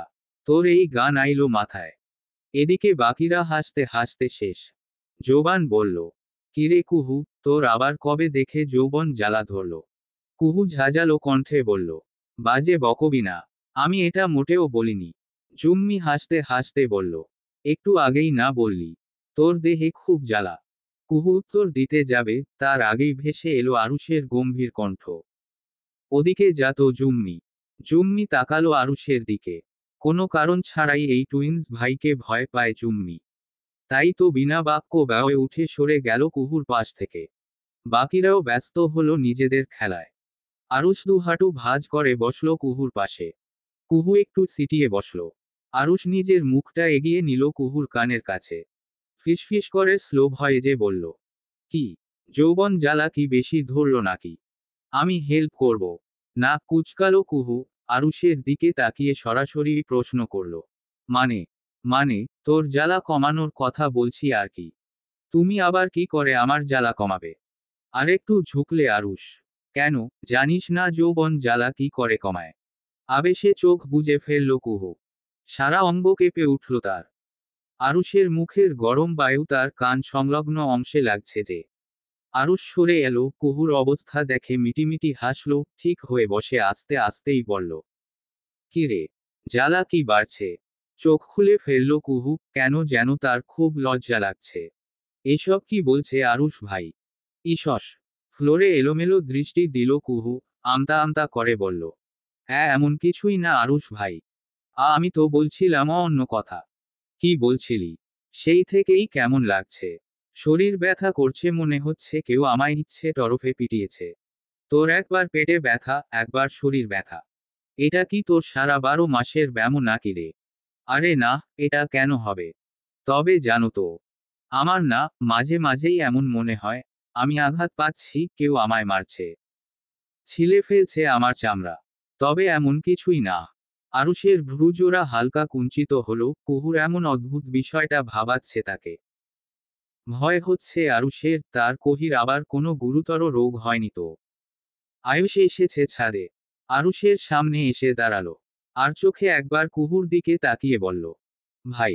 আরুষ তাকালো আয়ুষের দিকে। ভাই। কখন ফিরলি? বলতে বলতেই উঠে দাঁড়ালো আরুষ। তোর সাথে ইম্পর্টেন্ট কথা আছে, চল তো একটু। আরুষ সায় জানালো। ছাদ থেকে নামার আগে কুহুর দিকে তাকিয়ে বলল। রাত হয়েছে অনেক। আর বেশিক্ষণ থাকিস না এখানে। নিচে চলে আয়। সবাই। ওটা একটা মেয়ে ভাই। আর ভাবার মতো কথা হচ্ছে যে, ওই মেয়েকে দেখতে সম্পূর্ণ কুহুর মতোই। ওয়ার্ড। আয়ুষের কথায় আরুষ যেন আকাশ থেকে পড়ল। আয়ুষ শান্ত স্বরে বলল। ইয়েস, ইনফ্যাক্ট আমিও প্রথমে কুহুই ভেবে বসেছিলাম ওই পঙ্খিকে। ব্রু কুঁচকে এলো আরুষের। রুমের এদিক থেকে ওদিক ধীরে ধীরে পায়চারি করতে করতে বলল। এটা কিভাবে পসিবল? আয়ুষ খাটের কোণে বসে দুই হাঁটুর উপরে হাত ঠেকিয়ে বলল। সেটা আমিও ভাবছি ভাই। বেশ কিছুক্ষণ নীরবতা। দু ভাইই ভাবনায় মগ্ন। আরুষ হাঁটতে হাঁটতেই হঠাৎ নজর যায় তার রুমের আয়নার দিকে। দেখানে স্পষ্ট তাদের দু ভাইয়ের প্রতিবিম্ব ভেসে উঠেছে। বাই এনি চান্স কুহু আর ওই মেয়ে টুইন্স নয় তো? আয়ুষ তাকালো আরুষের দিকে। ওরা যদি টুইন্সই হয় তাহলে ওই পঙ্খী আমাদের বাড়িতে লেন নয়। আর যদি কুহুর কোনো টুইন্স থাকতো তাহলে কই? বাড়ির কারোর থেকে তো কখনো শুনিনি। ইনফ্যাক্ট ছোট মাও কখনো বলে না কিছু। চিন্তায় পড়ল আরুষও। আমরা কি একবার কাউকে জিজ্ঞেস করব? আয়ুষ তাকালো আরুষের দিকে। কাকে করব জিজ্ঞেস? ছোট বাবা ছোট মাকে? আরুষ ভাবার ভঙ্গিতে বলল, নো, আমার মনে হচ্ছে মাম্মা বাবা অথবা ছোট দাদিনে জিজ্ঞেস করলে ভালো হবে। উনারা যদি জানতে চায় আমরা কেন এটা বলছি, সেটা সময়ে দেখা যাবে। পাসকোর কি বলেছে? ওই মেয়েটা। হতাশার সুর বের হলো আয়ুষের মুখ থেকে। ওই মেয়ে ধুরন্ধর। ভাঙবে তবু মোচকাবে না। বলেনি। তবে এটা শিওর পদ্মফুলি ওকে পাঠিয়েছে। যাই হয়ে যাক ভাই, আমাদের কোম্পানিকে ব্যাংক্রাপসির হাত থেকে বাঁচাতে হলে পাওয়ার অফ এটার্নি চাই। আয়ুষ হ্যাঁ বোধক মাথা ঝাঁকিয়ে বলল, হুম। ছোটবাবা কিন্তু সন্দেহ করতে পারে আমাদের। উনার বুদ্ধির তারিফ করে সবাই।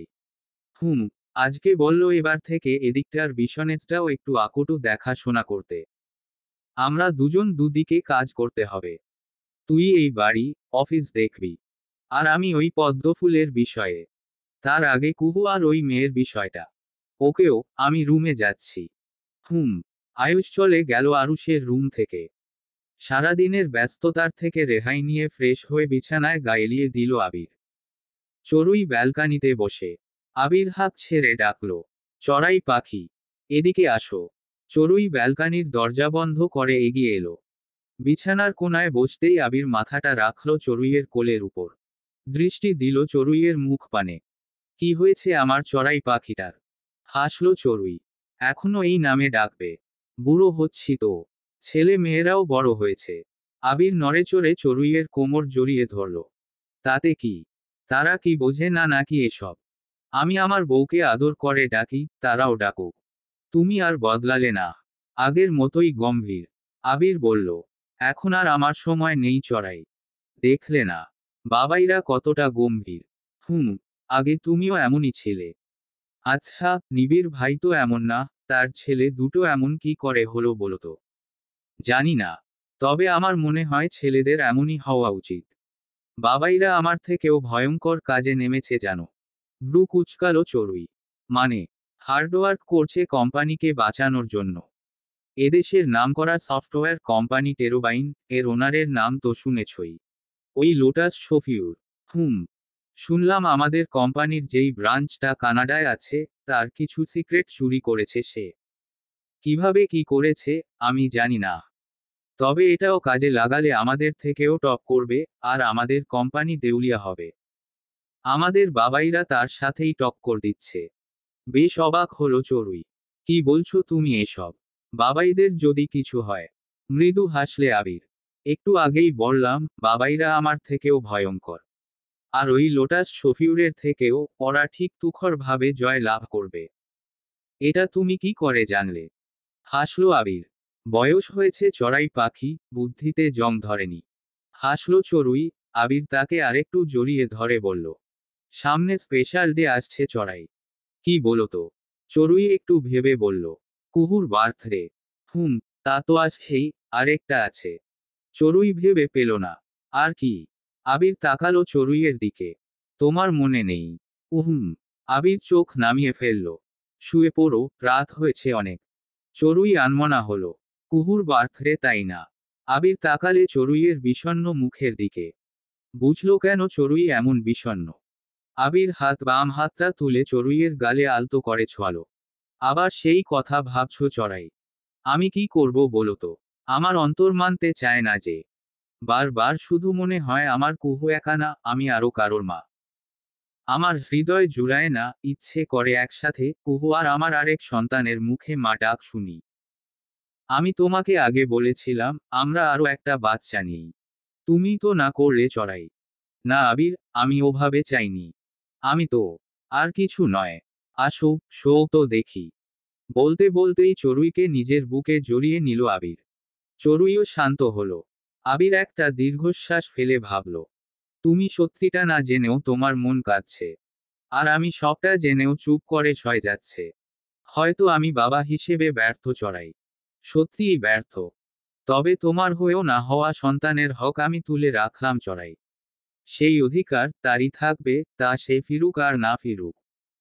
চোখে ঘুম লেগেও যেন লাগছে না আয়ুষের। কি হচ্ছে আজ তার সাথে? বারবার ওই পঙ্খির চেহারাটা ভাসছে চোখের পাতায়। তার ওই রাগী তির্যক চাহনি, ভ্রুজোড়া কুঞ্চিত করে তাকানো, তখন ঘুষি দেওয়ার পর চোখ মুখ খিচে বন্ধ করে ফেলা।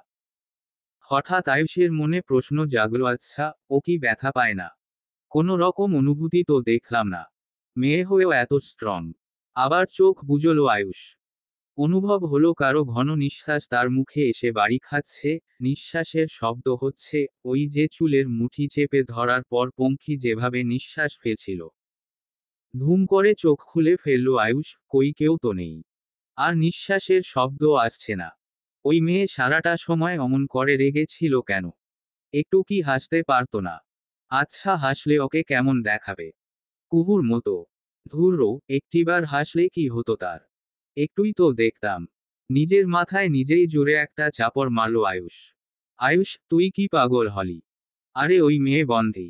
তুই কি ওকে কোনো জোকস শুনিয়েছিস নাকি যে ও হাসবে? ওই অবস্থায় তো ও রেগেই থাকার কথা। বেশ বিরক্ত হলো আয়ুষ। ঘুম বাবাজি তো চোখে ধরাই দিচ্ছে না। বারবার পঙ্খিকে দেখাচ্ছে। কেন? ওকেই কেন? মাথাটা দ্রুত এদিক ওদিক নাড়ালো আয়ুষ। না না না, এসব আজে বাজে ভাবলে চলবে না। আগে কোম্পানির পাওয়ার অফ অ্যাটর্নি চাই। ওই পঙ্খির থেকে পাসকোডটা জানলেই পাসকোড। পাসওয়ার্ড। ওর ফোনের পাসওয়ার্ড। আরে ওর ফোনটা কোথায়? উঠে গেল আয়ুষ, বেশি দূর যেতে হয়নি। টেবিলেই পেয়ে গেল তখনকার পঙ্খির ফোনটা। সেটা নিয়ে শুলো আবার। ফোনটা এপাশ ওপাশ দেখতে দেখতে ভাবল, রিস্টার্ট দিয়ে দেখি, হয়তো পাসওয়ার্ড আনলক হয়ে যাবে। ভাবতে ভাবতেই ফোনের স্ক্রিন অন করতেই, আরে হো, ওর ফোনে তো কোনো সিকিউরিটি লকই নেই। স্ট্রেঞ্জো। কিছুক্ষণ এটা নিয়ে ভাবল আয়ুষ, পরে মাথায় আসলো ওর এই ফোন থেকে হয়তো কোনো ইনফরমেশন পেলেও পেতে পারে। 7-5 না ভেবে আয়ুষ প্রথমেই ঢুকলো ফোনের কল রেকর্ডে। সর্বশেষ কলটা লোটাস শফিউরের। তার আগে দুটো আননোন নম্বর, এর আগে নিশাত নামে সেভ করা একটি নম্বর। এভাবে দেখতে দেখতে আরো কয়েকটা দেখলো আয়ুষ, না তেমন কিছুই নেই কল রেকর্ডে। ইচ্ছে হচ্ছে না আর এই ফোন ঘাটার। পাশে রেখে দিল। যেহেতু ফোন আনলক, তাই যখন তখনই চেক করা যাবে। ফোন রেখেই আবার আগের মতো ছটফটিয়ে একটু ঘুমানোর প্রচেষ্টা চালাতে লাগলো সে। তুমি চাইলেই ওকে বলে দিতে পারতে দয়েল। নিবিড়ের কথায় তার দিকে তাকালো দয়েল। বলল, না নিবিড়, কিছু কথা না হয় কুহু মামনির অজানাই থাক। নিবিড় দাঁড়ানো থেকে এসে বসলো দোয়েলের পাশে। কুহু মামুনি হঠাৎ এটা কেন জানতে চাইলো বলতো? জানি না। তবে ওকে বললে সত্যিটা যে বোনের কানেও পৌঁছাতে পারে তা তুমি জানো। আর কতদিন ছোট পাখির থেকে সবটা লুকিয়ে রাখবে বলতো? নিবিড়, এই তিক্ত সত্যিটা যে মেনে নিতে বোনের খুব কষ্ট হবে। ও তো তখন তার আরেক সন্তানকে কাছে পেতে চাইবে। আর আমরা কেউ জানি না আদেও সে বেঁচে আছে কিনা। নিবিড় ভাবনার জগৎ থেকে বলল, আমার কি মনে হয় জানো দয়েল? কি? পৃথিবীর কোনো না কোনো প্রান্তে সে বেঁচে আছে। কুহু মামনির সাথে ওর বার্থ কানেকশনটা কাজ করে, তাই কুহু মামুনি নিজের ফিলিংস থেকেই সন্দেহ করছে। নিবিড়, এই বার্থ কানেকশন তখনই সম্ভব যখন দুটো বাচ্চা একই নারীতে জন্ম নেয়। না হলে কিন্তু নয়। আর কুহু আর সে একই নারীতে জন্ম কিনা তা কিন্তু আমরা কেউই জানি না। হয়তো তারা দুজন দুই ফুলে ছিল, তাই একজনের কিছু হলে অন্যজন সেটা নাও অনুভব করতে পারে। এমন যুক্তিহীন কথা দাঁড় করাচ্ছ দয়েল। জানি না নিবিড়। তবে সেই 19 বছর আগের এই সত্যিটা তুমি, আমি আর আবির ভাই ছাড়া কিন্তু কেউই জানে না। পরিবারের কেউই না। এখন যদি এই কথাটা আমাদের থেকে অন্য আর একজনের কাছেও যায়, তাহলে সবাই জেনে যাবে। তখন কিন্তু বোনকে সামলানো মুশকিল হবে। আর কুহুও হয়তো মনমরা হয়ে যাবে। এর থেকে ভালো ওরা এখনকার মতোই হাসি আনন্দে থাকুক, আর কিছু গোপন সত্যি গোপনই থাকুক। সেটা যদি সবার খুশি দিতে পারে, তাহলে আমি মৃত্যুর আগে পর্যন্ত সেটা গোপন রাখতে রাজি। দোয়েল পাখি, তুমি। আর বলতে পারল না নিবিড়, তার আগেই দরজার সামনে থেকে শব্দ এলো। আসবো মা। দোয়েল তাকালো, আরুষ দাঁড়িয়ে। ওখানে কেন? ভেতরে আয় বাবাই। আরুষ স্থির পায়ে প্রবেশ করল রুমে। নিবিড়ের পাশে গিয়ে বসল। নিবিড় হালকা হেসে বলল, আমি বাবা হয়ে আজও আমার ছেলেদের মাঝে তফাৎ খুঁজে পাইনি। তুমি কি করে চেনো বলো তো দয়েল। নিবিড়ের কথায় ফিক করে হেসে দিল দয়েল। আরুষের সামনে এগিয়ে দুহাতে আরুষের চুলে হাত বুলিয়ে বলল, আমার নারী ছেঁড়া সম্পদ, আমি চিনব না। হাসল আরুষও। নিজের বলিষ্ঠ দুহাত দিয়ে জড়িয়ে ধরল মায়ের কোমর। মাথা ঠেকল তার গায়ে। দেখলে তো মা, বাবা নিজের ছেলেদের এখনো চিনতে পারে না। আরুষের কথায় নিবিড় বলল, আমি হতাশ, তবে এটা শিউর যে তোর মা ছাড়া এই দুনিয়ার আর কেউই তোদের মধ্যে তফাৎ করতে পারে না। আরুষ মাথা কাত করল নিবিড়ের দিকে। ইউ আর রং বাবা, মা ছাড়া আরো একজন আমাদের চিনে। দোয়েল বলল, তাই নাকি? তা ক্যাসে? আরুষ চমৎকার এক হাসি দিল। মনে এক গহীন প্রশান্তি বয়ে গেল। আলতো করে উচ্চারণ করল, আমার কোহিনূর। ব্রু কুচকালো দয়েল। কি বললি? স্তম্ভিত ফিরল আরুষের। ব্যস্ত হলো নিজের কথা সামলাতে। দ্রুত বলল, ও ওইয়া আর কি কুহু। আমাদের কুহু। ও চিনতে পারে আমাদের। নিবিড় অবাক হয়ে বলল, তাই নাকি? কুহু মমনি চিনে? কি করে? আরুষ হেসে বলল, ও বলে, ও নাকি আমাদের ভ্রু দেখে চিনে নেয়। নিবিড় চোখ ছোট ছোট করে আরুষের ভ্রু পর্যবেক্ষণ করল। কই, আমি তো বুঝতে পারছি না। হাসল আরুষ। ওটা কোহির টেকনিক, তুমি এপ্লাই করতে যেও না। বুঝলে? দোয়েল চুপচাপ তাকিয়ে দেখল এই বাপ ব্যাটার রঙ্গ। কিছু মুহূর্তের জন্য নিজেই আরুষের রূপের গুণ গাইল। মা হয়ে ছেলেকে খারাপ নজর দিল যেন। পরে আবার ভাবল, না, আমি মা, আমার ছেলের সৌন্দর্যে কালো আঁচু লাগবে না। আল্লাহ তার চমৎকার হাত দিয়ে গড়ে তুলেছেন আমার দুই রাজপুত্রকে। এই যে গম্ভীর হয়ে থাকলে আমার ছেলেদের যেমন সুন্দর লাগে, হাসলেও যেন ওদের মুখ থেকে মুক্ত ঝরে পড়ে। আল্লাহ, তোমার অসীম সুন্দর সৃষ্টিকে তুমি রক্ষা করো। মা, বাবা, আমার কিছু প্রশ্ন আছে তোমাদের কাছে। মূলত এই জন্যই এত রাতে তোমাদের বিরক্ত করা। দোয়েল স্বাভাবিকভাবেই হেসে বলল, বল না বাবাই। কি জানতে চাস? কোহির কি কোনো যমজ বোন ছিল? কোহির কি কোনো যমজ বোন আছে? এতক্ষণের হাস্যোজ্জ্বল মুখটা যেন শুকিয়ে গেল দোয়েল আর নিবিড়ের। একে অপরের মুখের দিকে তাকিয়ে মেকি হাসল। তোকে এসব কুহু মামুনি শিখিয়েছে তাই না? দেখলে তো নিবিড়, মেয়েটা কতটা দুষ্টু হয়েছে। ওকে বলিনি বলে এখন আরুষকে পাঠাচ্ছে। নিবিড় ও দোয়েলের কথায় তাল মিলিয়ে হেসে হেসে বলল, হ্যাঁ, হ্যাঁ, তা তো দেখতেই পাচ্ছি। আরুষ ভ্রু কুঁচকে জিজ্ঞেস করল, মানে, কহিও এসেছিল নাকি এটা জানতে? দোয়েল একটু এগিয়ে বলল, একটু আগেই গেল। কে জানে মেয়েটার মাথায় এমন আজব প্রশ্ন কোথা থেকে আসে। তা কি বললে তোমরা ওকে? আছে নাকি ওর কোনো টুইন্স? কি যে বলিস না আরুষ বাবাই। ওর কেন আবার টুইন্স থাকবে? ও তো একাই। ওর জন্মের সময় তো তোরাও ছিলি। আরুষ মাথা নিচু করে কিছু একটা ভাবতে লাগলো। এরপর আবার দোয়েলের দিকে তাকিয়ে বলল, কথায় কি কোনো মিথ্যা লুকিয়ে আছে, মা? ছেলের এমন প্রশ্নে একটু ঘাবড়ালে দোয়েল আর নিবিড়। তবুও নিজেদের সামলে বলল, মিথ্যা কেন থাকবে বাবাই? সবটাই তো পরিষ্কার। আর যদি এমন কিছু থাকতো তাহলে কি বাড়ির বাকিরা সবাই জানতো না? আরুষ একটুক্ষণ তার মায়ের দিকে তাকিয়ে রইল। এরপর হঠাৎ উঠে এসে দোয়েলের কপালে আলতো একটা চুমু খেয়ে বলল, গুড নাইট মা। গুড নাইট বাবা, গেলাম আমি। আর দাঁড়ালো না সে। চলে গেল রুম ছেড়ে। দোয়েল একটা স্বস্তির নিঃশ্বাস ফেলে দরজাটা ভেতর থেকে লক করে দিল। আর কতদিন সত্যটা লুকাবে দোয়েল? নিবিড়ের কথায় তার দিকে দৃষ্টি দিল দোয়েল, কণ্ঠ ক্ষীণ হলো তার, তবুও জোর দিয়ে বলল, জানি না, তবে যেই সত্যটা লুকানোর ফলে আমার বোন সুখে থাকবে, তা আমি আজীবন লুকিয়ে রাখতে রাজি। নিবিড় উঠে দাঁড়ালো। আরুষকে বললেই পারতে সত্যিটা। কিছু কথা একান্তই থাকা উচিত। পাঁচকান করার কি দরকার বলো তো? নিবিড় একটু চিন্তার সুরে বলল, আমার কেন যেন মনে হলো আরুষকে কুহু মামুনি পাঠায়নি। ও অন্য কারণে হয়তো এটা জানতে এসেছে।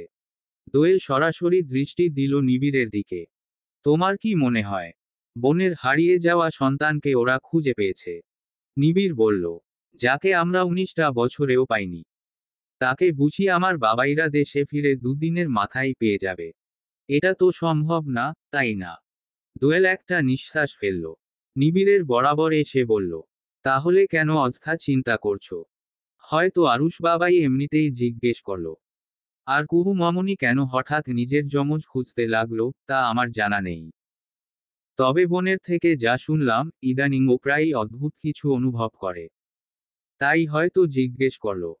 নিবিড় আর ভাবল না, ছোট্ট করে উত্তর দিল। হয়তো। পরদিন সকাল সকাল 9:30 প্রায়। আবির, নিবিড়, আহিস, জিসানরা একটু আগেই বেরিয়ে পড়েছে অফিসের উদ্দেশ্যে। আয়ুষকেও যেতে বলল সময় করে। তাই দুজনই একসাথে রেডি হয়ে ফর্মাল গেট আপে বেরিয়ে এলো। ব্রেকফাস্ট করার সময় আয়ুষ বলল, ভাই তুই এখন অফিস চলে যা, আমি একটু পর আসছি। আরুষও সায় জানালো। বেরিয়ে পড়ল বাড়ি থেকে। গাড়ির কাছে গিয়ে ড্রাইভিং সিটের দরজা খুলতেই বাড়ির ভেতর থেকে কুহু আর পিলো দৌড়াতে দৌড়াতে এসে থামলো তার কাছে। ভ্রু কুঁচকালো আরুষ। কি ব্যাপার?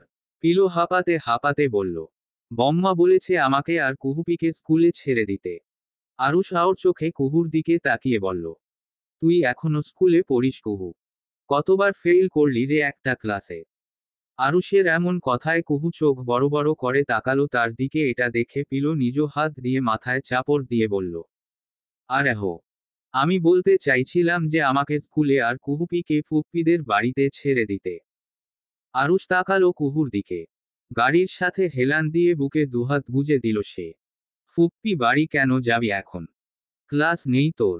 কুহু স্বাভাবিকভাবেই বলল, অ্যাডমিশন টেস্টের কয়েকটা নোট আনতে হবে জুম্মির থেকে, তাই আজ ওর কাছে যাব।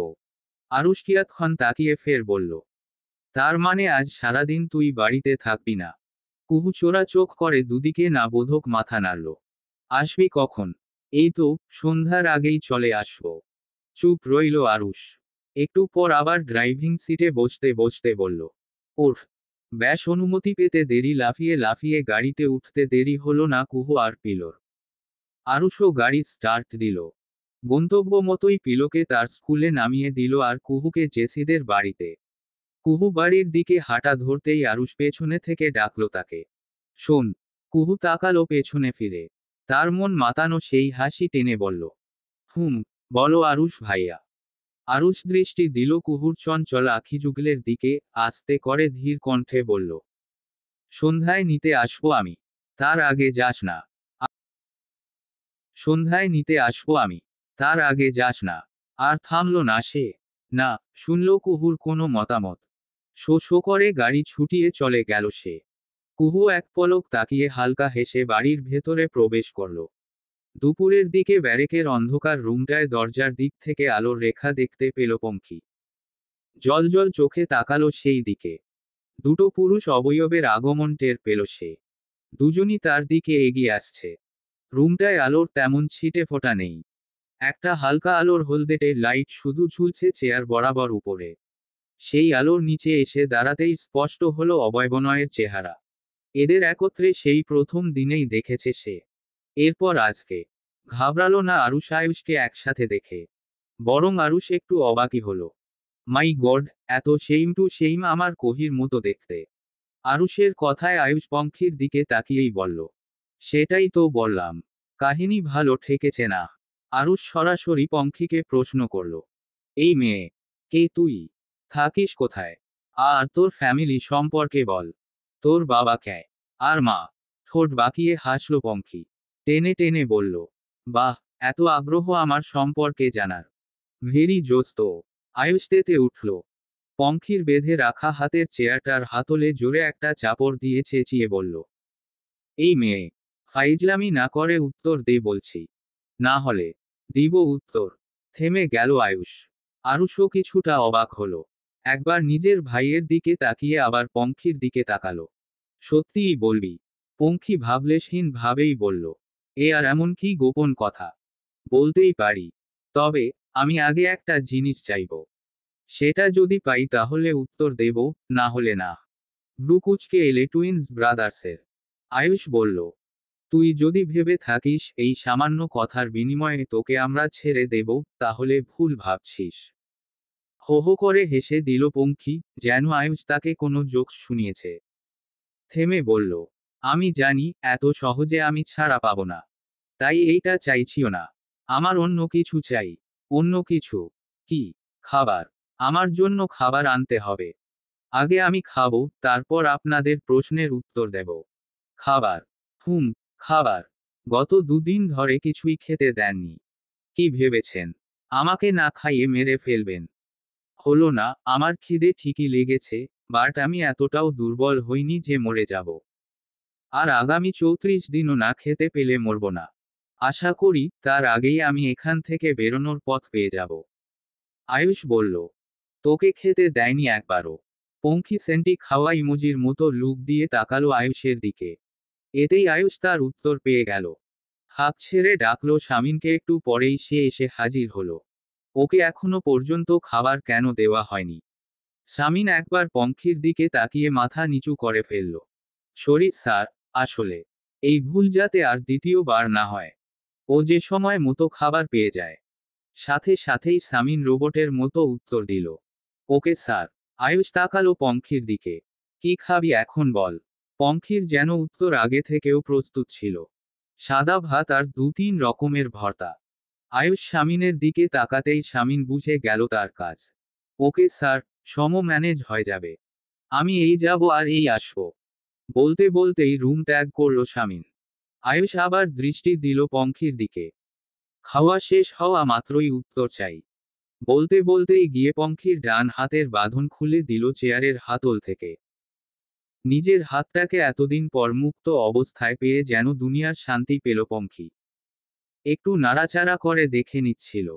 তবে সেই শান্তিটুকুও পছন্দ হলো না আয়ুষের। পঙ্খির হাতটার কবজি ধরে একটু সাইডে এনে বোতল থেকে পানি ঢালতে ঢালতে বলল, এত খুশি হয়ে লাভ নেই পঙ্খী ম্যাডাম। খাওয়ার পরেই আবার বাধা হবে এই হাত। নেক্সট আবার খাওয়ার সময়ই খুলব। সাথে সাথেই পঙ্খী তুরতুর করে জিজ্ঞেস করল, ওয়াশরুমে যাব কি করে তাহলে? আয়ুষ থেমে গেল। পঙ্খির দিকে করা লুক নিয়ে তাকিয়ে বলল, এখন তো শুধু হাত পা বেঁধেছি। এইরকম পোকার মতো ক্যাচক্যাচ করলে মুখটাও বেঁধে রাখবো।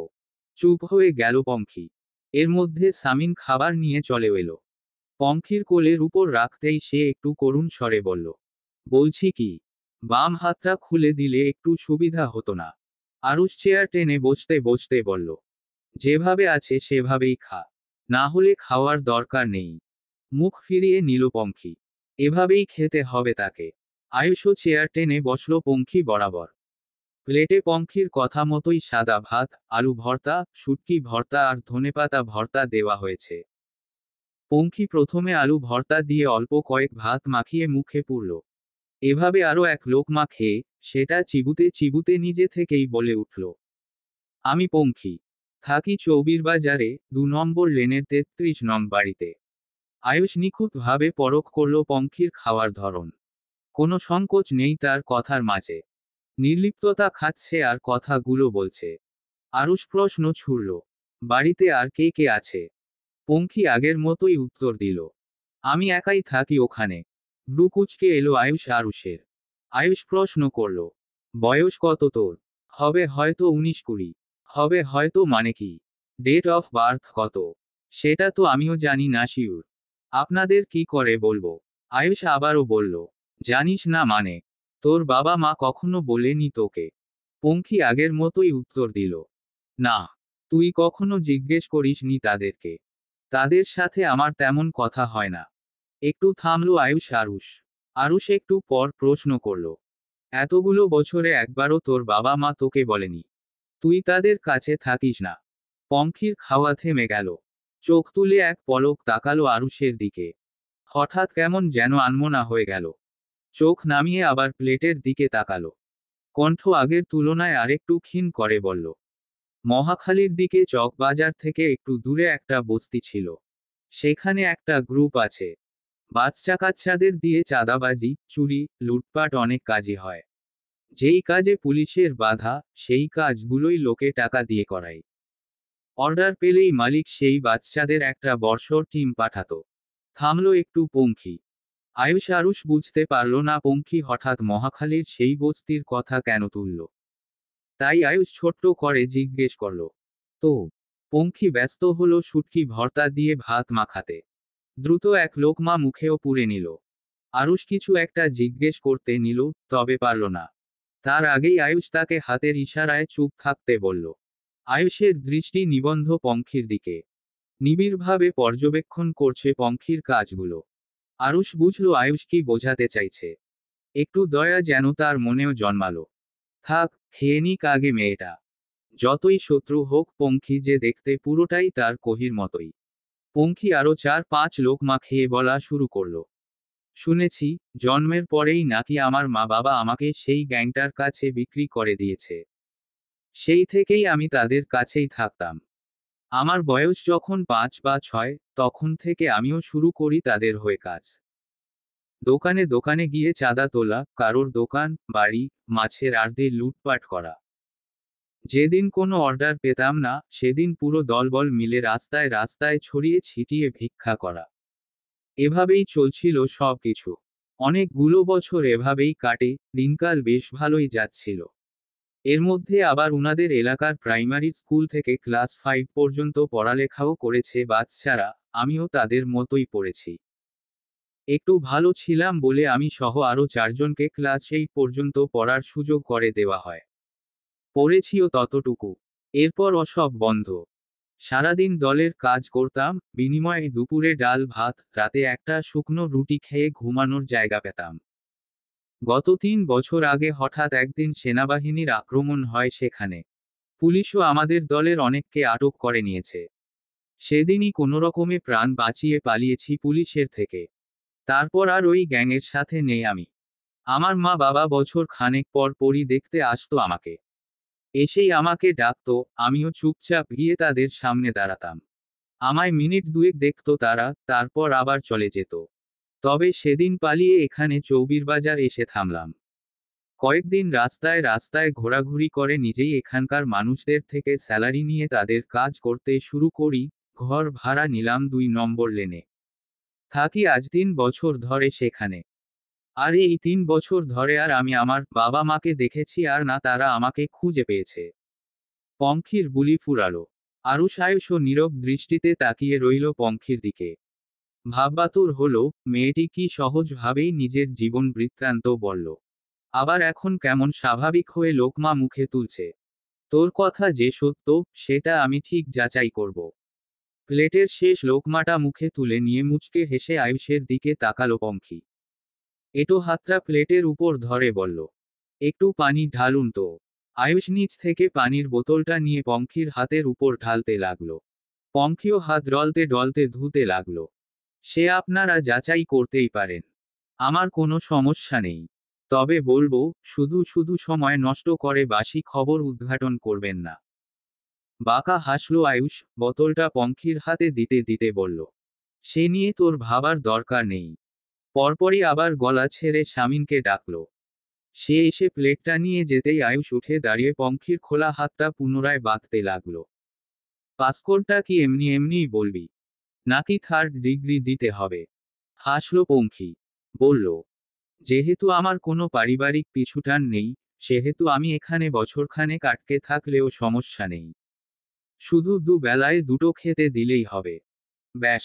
কথাটা যেন বিচলিত করল না আয়ুষ আরুষকে। বাঁকা হেসে আরুষ বলল, থাকবি, খাবি, সে তো ভালে কথা। তবে ঘাগুলো সহ্য করতে পারবি তো? উত্তর এলো না পঙ্খির দিক থেকে। আর ঘাটলও না আরুষ। উঠে দাঁড়িয়ে হাঁটা ধরল বাইরের দিকে।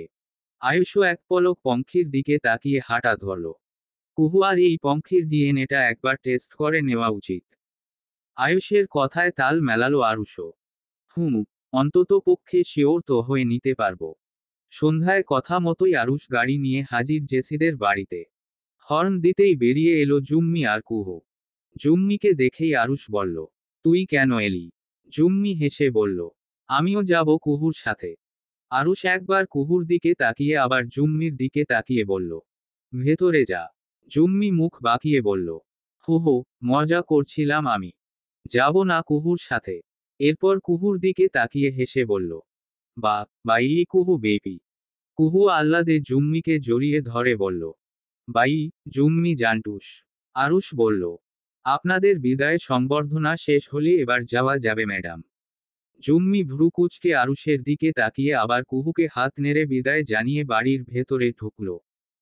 কুহুও গাড়িতে ওঠার জন্য পেছনের সিটের দরজা খুলতেই, সামনে আয় কহি। কুহু আর কথা বাড়ালো না, আরুষের কথা মতোই সামনে এসে বসল। আরুষও গাড়ি স্টার্ট দিল। বেশ কিছুক্ষণ পর কুহু মিনমিনিয়ে বলল, ভাইয়া একটা গান চালিয়ে দিই। আরুষ আর চোখে তাকালো কুহুর দিকে। এভাবে তাকাতে দেখে কুহু দ্রুত বলল, থাক থাক, লাগবে না, এমনিতেই হবে। চোখ ফিরিয়ে নিল আরুষের থেকে। আরুষ বা হাত দিয়ে গাড়ির স্ক্রিন প্লে করল। সাথে সাথেই স্পিকারে সুমিষ্ট স্বরে নারী কণ্ঠ ভেসে এলো, থা ব্লুটুথ ইজ কানেক্টেড। আরুষও বলল, নে প্লে কর। কুহু খুশি হয়ে তাকালো আরুষের দিকে, চোখ জলজল করে আহ্লাদি স্বরে বলল, থ্যাংক ইউ আরুষ ভাইয়া। এরপরই পছন্দ মতো চালালো গান। কানে বাজলো আশিকি মুভির গানটা, তেরা মেরা রিশতা হ্যায় কেসা ইকবাল দূর গাওয়ারা নেহি। আরুষ ভ্রু কুচকে বলল, ছ্যাঁকা খেয়েছিস। মাত্রই গানটার ফিল নিচ্ছিল কুহু, হঠাৎ আরুষের এমন উদ্ভট কথায় গোল গোল চোখে তাকালো আরুষের দিকে। ভ্যাবলার মতো করে বলল, বুঝলাম না, কি সে ছ্যাঁকা খাবো। আরুষ বিরক্তিকর লুক নিয়ে তাকালো কুহুর দিকে। তবে কুহুর কোনো ভাবান্তর হলো না, সে নিজের মতোই আরুষের দিকে ড্যাব ড্যাব করে তাকিয়ে। মাথাটা হালকা গরম হয়ে গেল আরুষের, দ্রুত হাতে গানটা বন্ধ করে দিল। শোনা লাগবে না তোর গান। মুখটা বেজার হয়ে গেল কুহুর। ফোঁসফোঁস করে কয়েকটা নিঃশ্বাস ফেলে মুখ বাঁকিয়ে নিল জানালার দিকে। পণ করল মনে মনে, আর কোনো কথা নেই এই আরুষ খারুষের সাথে। নেই মানে নেই, ওহো। বেশ সময় কাটলো, কুহু জানালা দিয়ে পথটা পরখ করতেই বুঝতে পারল এটা তাদের বাড়ির রাস্তা নয়। কোথায় নিয়ে যাচ্ছে তাকে আরুষ? চকিত নজরে তাকালো আরুষের দিকে। কিছু বলতে গিয়েও বলল না। ইগোরা একটু বেশি উকি দিয়েছে কিনা। কথা তো বলবে না আরুষের সাথে। আবারও তাকালো জানালার দিকে। একটু পরেই আরুষ গাড়ি থামালো। সিটবেল্ট খুলতে খুলতে বলল, নাম। কুহু একবার তাকালো আরুষের দিকে, তারপর সামনে। এখানে নামবে? এটা কোথায়? ব্রিজ। নামতে বললাম। ভাবনা ছেড়ে বিরক্তিকর মুখ নিয়ে নামলো গাড়ি থেকে। তবে এখন আর সেই বিরক্তির রেশ নেই। মনোরম পরিবেশে মন বেজার থাকার প্রশ্নই আসে না। দৈর্ঘ্যে বেশ বড় ব্রিজটার দু মাথায় দুটি ল্যাম্প পোস্ট। মাঝে আর নেই, তাই পুরো ব্রিজটার বেশিরভাগ অংশই হালকা অন্ধকারচ্ছন্ন। মৃদু বাতাস যেন পরিবেশটাকে আরো মোহময় করে তুলছে। কুহু দিশা হারালো, প্রাণ খুলে হাসলো, দুহাত প্রসারিত করে দৌড় লাগালো সে। থামলো ব্রিজের প্রায় মাঝ বরাবর এসে। কিনারায় গিয়ে রেলিং ধরে থামলো। সামনে থেকে আসা মৃদুমন্দ বাতাস, কোলাহলবিহীন জায়গা, নীরবতা ছাড়িয়ে কানে বাজল ব্রিজের নিচ দিয়ে বহমান নদীর স্রোতের কলকলধ্বনি। চোখ বুজে উপভোগ করার মতো পরিবেশ। কুহুও দেরি করল না। চঞ্চল আখিযুগল বন্ধ করল। প্রাণ ভরে নিঃশ্বাস নিতে লাগলো এই পরিষ্কার আবহাওয়া থেকে। হঠাৎ অনুভব করল তার ঠিক পেছনে এসে কেউ দাঁড়িয়েছে। অনুভব যে সত্যি প্রমাণ হলো, আরুষ ঠিক তার পেছনে এসে দাঁড়ালো। আরুষের দুহাত পেছনে থেকে কুহুর দুহাতের উপর রাখল। মুখ নিয়ে ঠেকল কুহুর খোলা চুলে। প্রাণ ভরে ঘ্রাণ নিল কুহুর মন মাতানো চুলের। সারা অঙ্গ শিহরিত হয়ে উঠল কুহুর। শরীরে কম্পন ধরানোর জন্য যথেষ্ট ছিল আরুষের গরম মুখের বাতাস। আরুষ মোহময় কণ্ঠে আলতো স্বরে গেয়ে উঠল, মে তেরি আঁখোं में उदासी, কাভি দেখ সাকতা নেই, তুজে খুশ মে রাখুঙ্গা সরেয়া, মে তেরি হোঠো পে ও খামসি, কাভি দেখ সাকতা নেই, সারি বাতে মে শুনুঙ্গা সরেয়া, तेरे दिल से ना कभी खेलूंगा, सारे रात आपने मैं तुझको दे दूंगा, मेरी जान तूने मुझको पागल है किया। থেমে গেল আরুষ। তবে মুখ তুলল না কুহুর চুলের ভাঁজ থেকে। আরো যেন গভীরভাবে মুখ ডোবাতে লাগলো সে। বেশ কিছুক্ষণ পর কুহু কাঁপা কাঁপা কণ্ঠে ডাকল, আরুষ ভাইয়া। আরুষ আগের মতোই মাতাল কণ্ঠে উত্তর দিল, হুম। কি করছো তুমি? ছাড়ো আমায়। আরুষ যেন শুনল না। চুপচাপ সেই আগের মতোই রইল। ফোন বেজে উঠল আরুষের পকেটে। তবে তার যেন ধ্যানই হলো না। বাজতে বাজতে কেটে গেল ফোনটা। আবারও বেজে উঠল। কুহু আবার ডাকলো আরুষকে, আরুষ ভাইয়া, তোমার ফোন বাজে তো। আরুষ সাথে সাথেই উত্তর দিল, বাজুক। আবারও কেটে গেল ফোনটা। সাথে সাথে আবার বেজে উঠতেই আরুষ বিরক্ত হয়ে সরে দাঁড়ালো, পকেট থেকে ফোন বের করে কেটে দিতে গিয়েও কাটল না। ফোনে জলজল করছে ছোট মা নামটা। এক পলক কুহুর দিকে তাকিয়ে রিসিভ করলো সে। হুম। ছোট মা, বলো। হুম।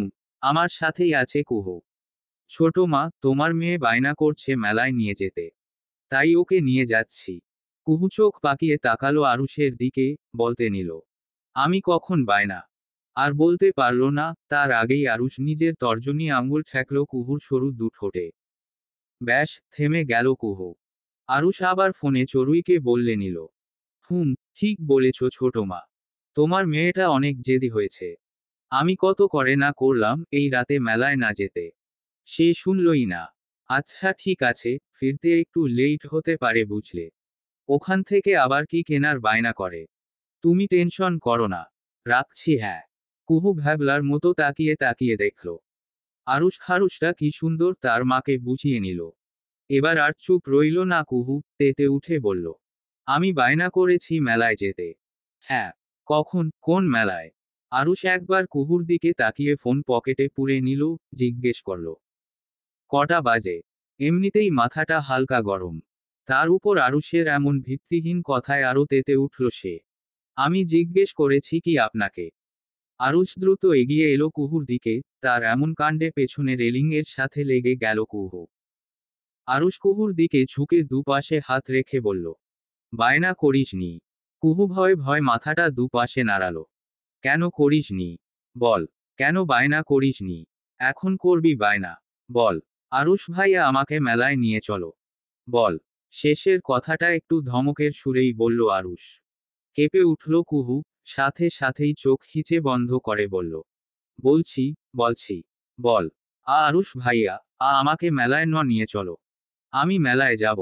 আরুষ কিছু না জানার ভান করে বলল, কোন মেলায়? কুহু সাথে সাথেই বলল, কোন মেলায়? সেটা তো জানি না। মেলা, শুধু মেলায় যাব। হ্যাঁ, শুধু মেলায়।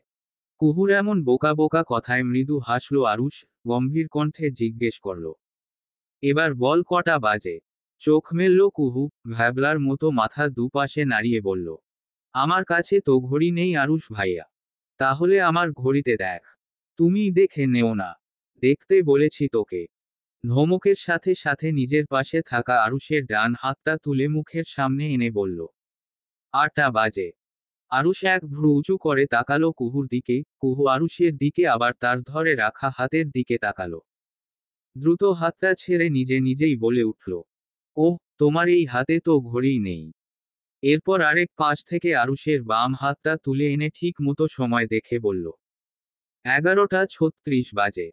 সাথে সাথেই আরুষ দক্ষ হাতে পেঁচিয়ে নিয়ে কুহুর ডান হাত নিজের সেই বাম হাত দিয়েই আঁকড়ে ধরে সামনের দিকে হাঁটা ধরল। চল। কুহু এক প্রকার আরুষের সাথে তাল মিলিয়ে দৌড়াতে দৌড়াতে বলল, কোথায় যাচ্ছি? আমাদের গাড়ি তো ওই দিকে। তুই না বায়না করলি মেলায় যাবি। চল মেলায়। হ্যাঁ। হ্যাঁ। হেঁটে গেলে প্রায় 20 মিনিট। হাঁটতে পারবি তো? নাকি কোলে তুলবো? কুহু অবাকের উপর অবাক হচ্ছে আজ যেন। সারাটা পথে কুহু আরুষের হাত ধরে হাঁটল। সত্যিই বিশাল এক মেলা চলছে এখানে। রং বেরঙের আলো, মানুষে মানুষে ভরা পুরো মেলা প্রাঙ্গণ। খুশি হয়ে গেল কুহু। অনেকদিন ধরেই এমন মেলায় আসা হয়নি তার।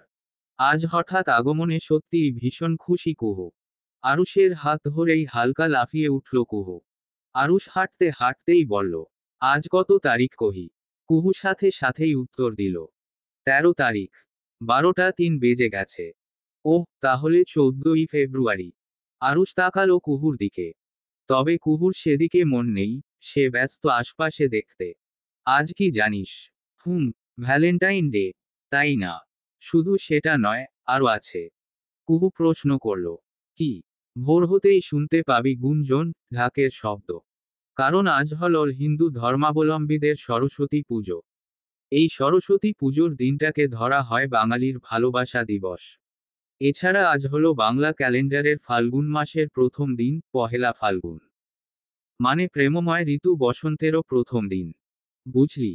কুহু অবাক হয়ে বলল, এত কিছু? হুম। আরও একটা আছে। সেটা একটু পরে বলছি তোকে। আগে তোকে নিয়ে এখানে আসার কারণটা বলি। কি কারণ? আমার গার্লফ্রেন্ডের সাথে একটু রাগারাগি হয়েছে। এখন সে এখানেই আছে। আমাদের দেখছেও। কুহু আগ্রহ নিয়ে বলল, কোথায়? দেখাবো পরে। এখন ওর সামনে তুই আমার নিউ গার্লফ্রেন্ড হওয়ার নাটক করবি, যাতে ওর জেলাসি ফিল হয়, বুঝলি? আমি কেন করব? কারণ এখন তুই যদি আমার কথা না শুনিস, তাহলে তোকে এখন এখানেই রেখে চলে যাব। হারিয়ে যাবি তুই। তারপর, হয়েছে হয়েছে, আর বলতে হবে নারাজি আমি। বাঁকা হাসল কুহু। গুড। চল। এগিয়ে গেল কুহু আরুষের হাতে হাত রেখেই। কিছুদূর যেতেই আরুষ একটা ফুলের দোকান থেকে এক গুচ্ছ লাল গোলাপ কিনে কুহুর দিকে এগিয়ে দিয়ে বলল, ধর। আমায় কেন দিচ্ছ? আরুষ একটু ঝুঁকে ফিসফিসিয়ে বলল, ও দেখছে কিন্তু। না নিলে বুঝে যাবে। আরুষের কথা বিশ্বাস করে কুহু হেসে ফুলগুলো হাতে নিল। আরুষও হাসল। এরপর সেই দোকান থেকেই 3টা কাঠগোলাপ তুলে নিয়ে বলল, এদিকে আয়। কুহু ভ্রু কুঁচকে তাকালো, আরুষ দাঁতে দাঁত চেপে বলল, ও দেখছে কুহু, আসতে বললাম। কুহু এগিয়ে এসে দাঁড়ালো। আরুষ আস্তে করে কুহুর পেছনে গিয়ে একপাশ হয়ে দাঁড়ালো। এরপর একজন লোককে ডেকে বলল, এক্সকিউজ মি ব্রাদার, আমাদের দুটো কাপল পিক তুলে দিতে পারবেন? লোকটি হেসে আরুষের থেকে ফোন নিয়ে ছবি তুলতে লাগলো। কুহু জিজ্ঞাসু দৃষ্টিতে তাকালো আরুষের দিকে। আরুষ বলল, আরে হো, ছবি তুলতে দেখলে আরো একটু বেশি জেলাস হবে আর কি। হাস তো তুই। মিষ্টি করে। মেনে নিল কুহু। আলতো হাসলো। আর আরুষ ব্যস্ত হলো কুহুর কানের পেছনে কাঠগোলাপ গুজে দিতে। লোকটাও তাদের বেশ কয়েকটি ক্যান্ডিড পিক তুলে দিতে লাগলো, যেখানে দুজন দুজনের দিকে প্রেমময় দৃষ্টিতে তাকিয়ে। পারফেক্ট। তবে শাড়ি পরলে তোকে আরেকটু মানাতো। পরিসনি কেন রে? সাদা হলুদ মিশেল শাড়ি। কুহু বলল, আমি কি জানতাম নালি। ওহ, তাও তো ঠিক। ঠিক আছে, নেক্সট টাইম আমি পরিয়ে দিব নি শাড়ি। হ্যাঁ। কিছু না। বলেই পাশ থেকে বেলি গোলাপ ফুলের মালা নিয়ে কুহুর ডান হাতে বেঁধে দিল আরুষ।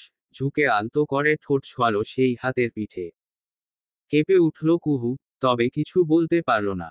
লোকটি আরুষের ফোন ফেরত দিয়ে হেসে বলল, so cute couple. Be happy forever guys. আরুষও হেসে থ্যাঙ্কস বলল। চলে গেল লোকটি। ফুলের দাম মিটিয়ে নিল আরুষ। আরুষ এবার বাঁ হাতে কুহুর কাঁধ জড়িয়ে ধরে বলল, চল। কুহু হবার মতো এগোলো আরুষের সাথে। গিয়ে থামলো একটা বইয়ের স্টলের সামনে। বই দেখতে দেখতে বলল, আজ আরেকটা স্পেশাল, কি জানিস? কি? আজ হলো আন্তর্জাতিক বই বিতরণ দিবস। এই দিনে সবাই তার প্রিয় মানুষকে বই গিফট দেয়। আচ্ছা।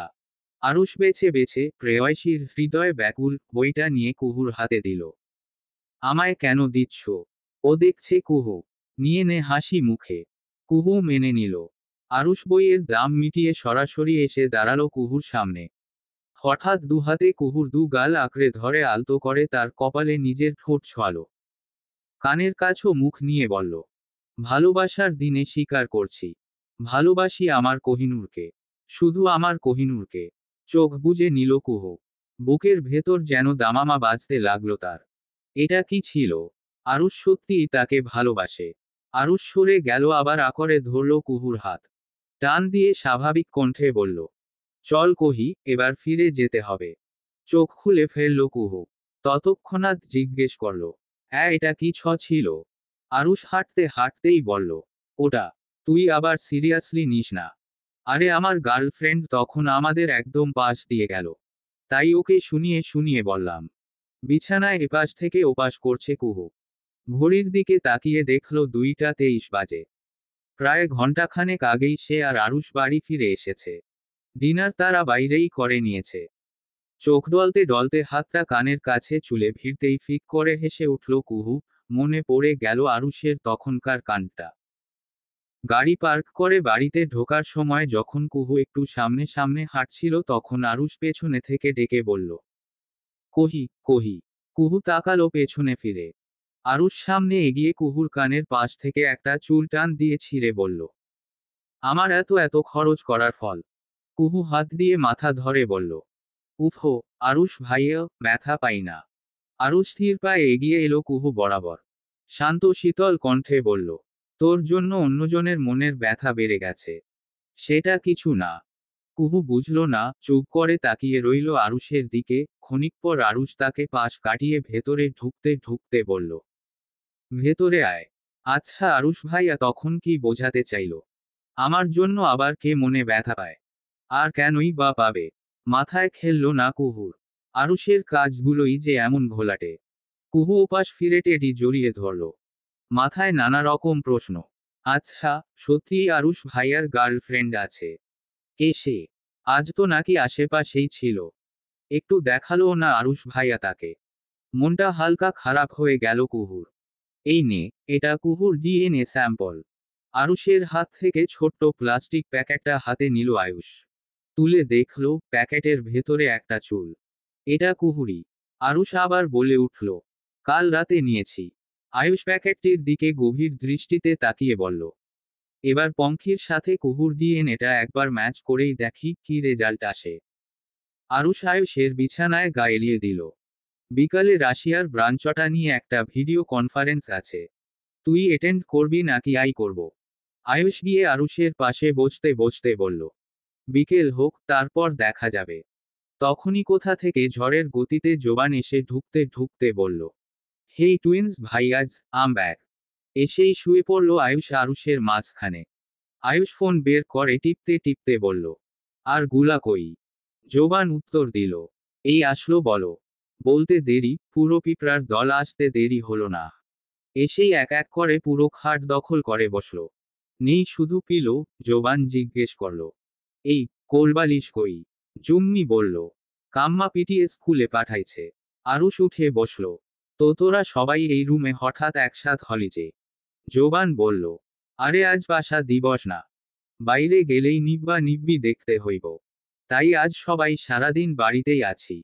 কুহুটিকটি হেসে বলল, আমার তো কষ্ট লাগতেছে সুবর্ণা ভাইয়ের জন্য। বেচারা আমাদের জন্য আজ বেরি হতে পারল না।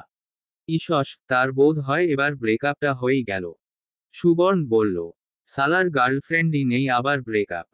জুম্মি নড়েচড়ে বসে বলল, আচ্ছা সুবর্ণ ভাই, তুই কি গে? সুবর্ণ নাক কুঁচকে বলল, মানে? জুম্মি রয় ছয় বলল, না মানে, তোর সত্যিই কোনো গার্লফ্রেন্ড নেই? তোর মতো কিউট একটা চকলেট বয়, তার নাকি গার্লফ্রেন্ড নেই? এটা কেমন বেমামার না? জোবান উঠে গিয়ে সুবর্ণর প্যান্টের চেনে হাত দিয়ে বলল, দেখি, চেক করে দেখি তো একবার। সুবর্ণ লাফিয়ে উঠে বলল, এই এই, কি করছিস শালা লুইচ্ছা? এদের কাণ্ড দেখে সবাই হাসতে হাসতে লুটোপুটি খাওয়ার অবস্থা। জুম্মি জোবানকে খোঁচা মেরে বলল, তা তুই কেন বের হলি না? তোর তো ঝুলি ঝুলি গার্লফ্রেন্ড। জোবান হেলতে দুলতে বলল, আরে ধুর, সবগুলারে যদি আজ একটা করে ফুলও দিই, তাহলে আমার কম করে হলেও 500 টাকা খরচ হবে। তাই কাউকেই দেব না কিছু। আর যেখানে আমার বড় দুই টুইন্স ভাই আজ সিঙ্গেল, সেখানে আমি কি করে প্রেম করি বলতো? জোবানের এই কথা শুনে কুহু বাধা দিয়ে বলল, এই না না, টুইন্স ভাই আজ তো সিঙ্গেল না। আয়ুষ চোখ ছোট ছোট করে তাকালো কুহুর দিকে। আমি ডাবল। কে বলল তোকে? কুহু বলল, সরি সরি আয়ুষ ভাই, তুমি না। আমি তো আরুষ ভাইয়ার কথা বলছিলাম। এরপর আরুষের দিকে তাকিয়ে বলল, তা আরুষ ভাইয়া, তোমার গার্লফ্রেন্ডের সাথে মিটমাট হয়েছে? নাকি এইবারের ভালোবাসা দিবসটা মুড অফ করেই কাটাবে? আরুষ সবে হালকা ধমক দিয়ে বলতে যাবে, কহি। তবে তার কথাকে সম্পূর্ণ অগ্রাহ্য করে কুহু বাকিদের দৃষ্টি আকর্ষণ করে বলতে লাগলো, জানো তোমরা, কাল রাতে কি হয়েছে? আরুষ ভাইয়া তার গার্লফ্রেন্ডকে জেলাস ফিল করার জন্য পুরো ঘটনাটা বলে দিল সবাইকে কুহু। সবাই তো হা করে তাকিয়ে আছে আরুষের দিকে, আর আরুষ মেরে ফেলবো টাইপ লুক নিয়ে তাকিয়ে আছে কুহুর দিকে। আয়ুষের দিকে মুখ ঘুরিয়ে তাকাতেই দেখল সে মিটমিট করে হাসছে। জুম্মি অবাক হয়েই বলল, আরুষ ভাইয়া তোকে এত কিছু কিনে দিয়েছে? জোবানও একই সুরে বলল, আবার মেলায়ও নিয়ে গেছে। কুহু এদের কথায় তেমন পাত্তা না দিয়ে আরুষের দিকে তাকিয়ে জিজ্ঞেস করল, তা আরুষ ভাইয়া, রাগারাগি মিটেছে তোমাদের? আরুষ রাগে ফোঁস করে নিঃশ্বাস ফেলতে ফেলতে বলল, হ্যাঁ, কমেছে। কাল রাতে গিয়ে ওভার নাইট স্ট্যান্ড করে সব রাগ পুষিয়ে দিয়েছি। বলেই দ্রুত উঠে রুম ত্যাগ করল। সবাই আরুষের এমন হঠাৎ রাগের কারণ খুঁজে পেল না। তবে তা নিয়ে আর বেশি ঘাটাঘাটিও করল না। নিজেদের মতো আড্ডায় মেতে উঠল। দুপুর 12টা নাগাদ রেডি হয়ে বেরোলো আয়ুষ। প্রতিদিন সকালে একবার করে পঙ্খির সাথে দেখা করতে গেলেও আজ যায়নি। ভেবেছিল আজ আর যাবে না। তবে এখন একটুও ভালো লাগছে না। মন বলছে আজ কিছু একটা মিস হয়ে গেছে। কিন্তু কি? পঙ্খিকে জেরা করা, তার থেকে পাসকোড চাওয়া? না, এরকম আগেও কতজনের মুখ থেকে কত কিছু বের করেছে আয়ুষ, এমন অস্থিরতা তো হয়নি। তাহলে পঙ্খির ক্ষেত্রে এমনটা কেন হয়? না, এই মেয়েকে বেশি দিন রাখা যাবে না। অতি দ্রুতই পাসকোড জেনে একে বিদেয় করতে হবে। দরকার হলে আজ থেকে 3rd ডিগ্রি ডোজ দিবে। ড্রয়িং রুম টপকে যাওয়ার সময় পেছনে থেকে দোয়েলের ডাক কানে এলো আয়ুষের। এই ভরদুপুরে কোথায় বেরোচ্ছিস বাবাই? আয়ুষ ফিরে তাকালো মায়ের দিকে। দোয়েল তার কাছেই এগিয়ে এলো, হেসে বলল, মিট করতে যাচ্ছিস কারো সাথে? আয়ুষ বলতে নিল, হ্যাঁ মা, আসলে আমি কিন্তু জানি আজ ভ্যালেন্টাইন ডে। কে সেই মেয়ে? আয়ুষ ভ্রু কুঁচকে বলল, মা, তুমিও না। আমার ওমন কেউ নেই। আমি তোমার পছন্দের মেয়েকেই বিয়ে করব। বুঝলে? দোয়েল যেন একটা সুযোগ পেল মনের কথা বলতে। সত্যিই তুই মায়ের পছন্দ করা মেয়েকে বিয়ে করবি? আয়ুষ নির্লিপ্ততা ভাবে বলল, হ্যাঁ মা, এখন পর্যন্ত এটাই ফাইনাল। পরে অন্য কেউ আসলে। কুহু মমনিকে কেমন লাগে তোর? থমকে গেল আয়ুষ। দোয়েল আবারও আগ্রহ নিয়ে বলে উঠল, কিরে বল, ওকে তোর বউ বানাবি? আয়ুষ বিব্রত হলো, কণ্ঠে হালকা জোর দিয়ে বলল, মা, এসব তুমি কি বলছো? আমি কেন কুহুকে বিয়ে করতে যাব? ওর ওর সাথে আমায় যায় না মা। আর এখনো অনেক ছোট কুহু। ওকে নিয়ে এসবাডিজাস্টিং মা। বলতে বলতেই হনহন পা চালিয়ে বেরিয়ে গেল আয়ুষ। সে পারত এই মুহূর্তে আরুষের ফিলিংসের কথাটা দোয়েলকে বলতে। তবে আরুষ আর কুহুর ব্যাপারে যা বুঝল, আরুষ কুহুকে এখনো মনের কথা বলে উঠতেই পারেনি। আর যাও বলেছে, তা বেচারি কুহু বুঝেনি। তাই প্রথমে ওদের মধ্যে মনোমিলনটা হওয়া জরুরি। আগে থেকে পরিবারকে মিথ্যা আশা দিতে চায় না আয়ুষ। কেন শুধু শুধু আমার মন রক্ষার্থে বাবাইদের জোর করছিস বোন? পেছনে থেকে নিজের প্রতিরূপের কণ্ঠে ঘুরে তাকালো দয়েল। দেখতে পেল চড়ুইয়ের অশ্রুসিক্ত নয়ন জোড়া, যা সে লুকাতে চাইছে। তবে এক নারীতে সংযুক্ত বোনের কাছে যে লুকানো সম্ভব নয়। দোয়েল মাথা নাড়ল। বুঝল যে চড়ুই আয়ুষের বলা সব কথাই শুনেছে। বোনকে কিছু বলার ভাষা নেই দোয়েলের কাছে।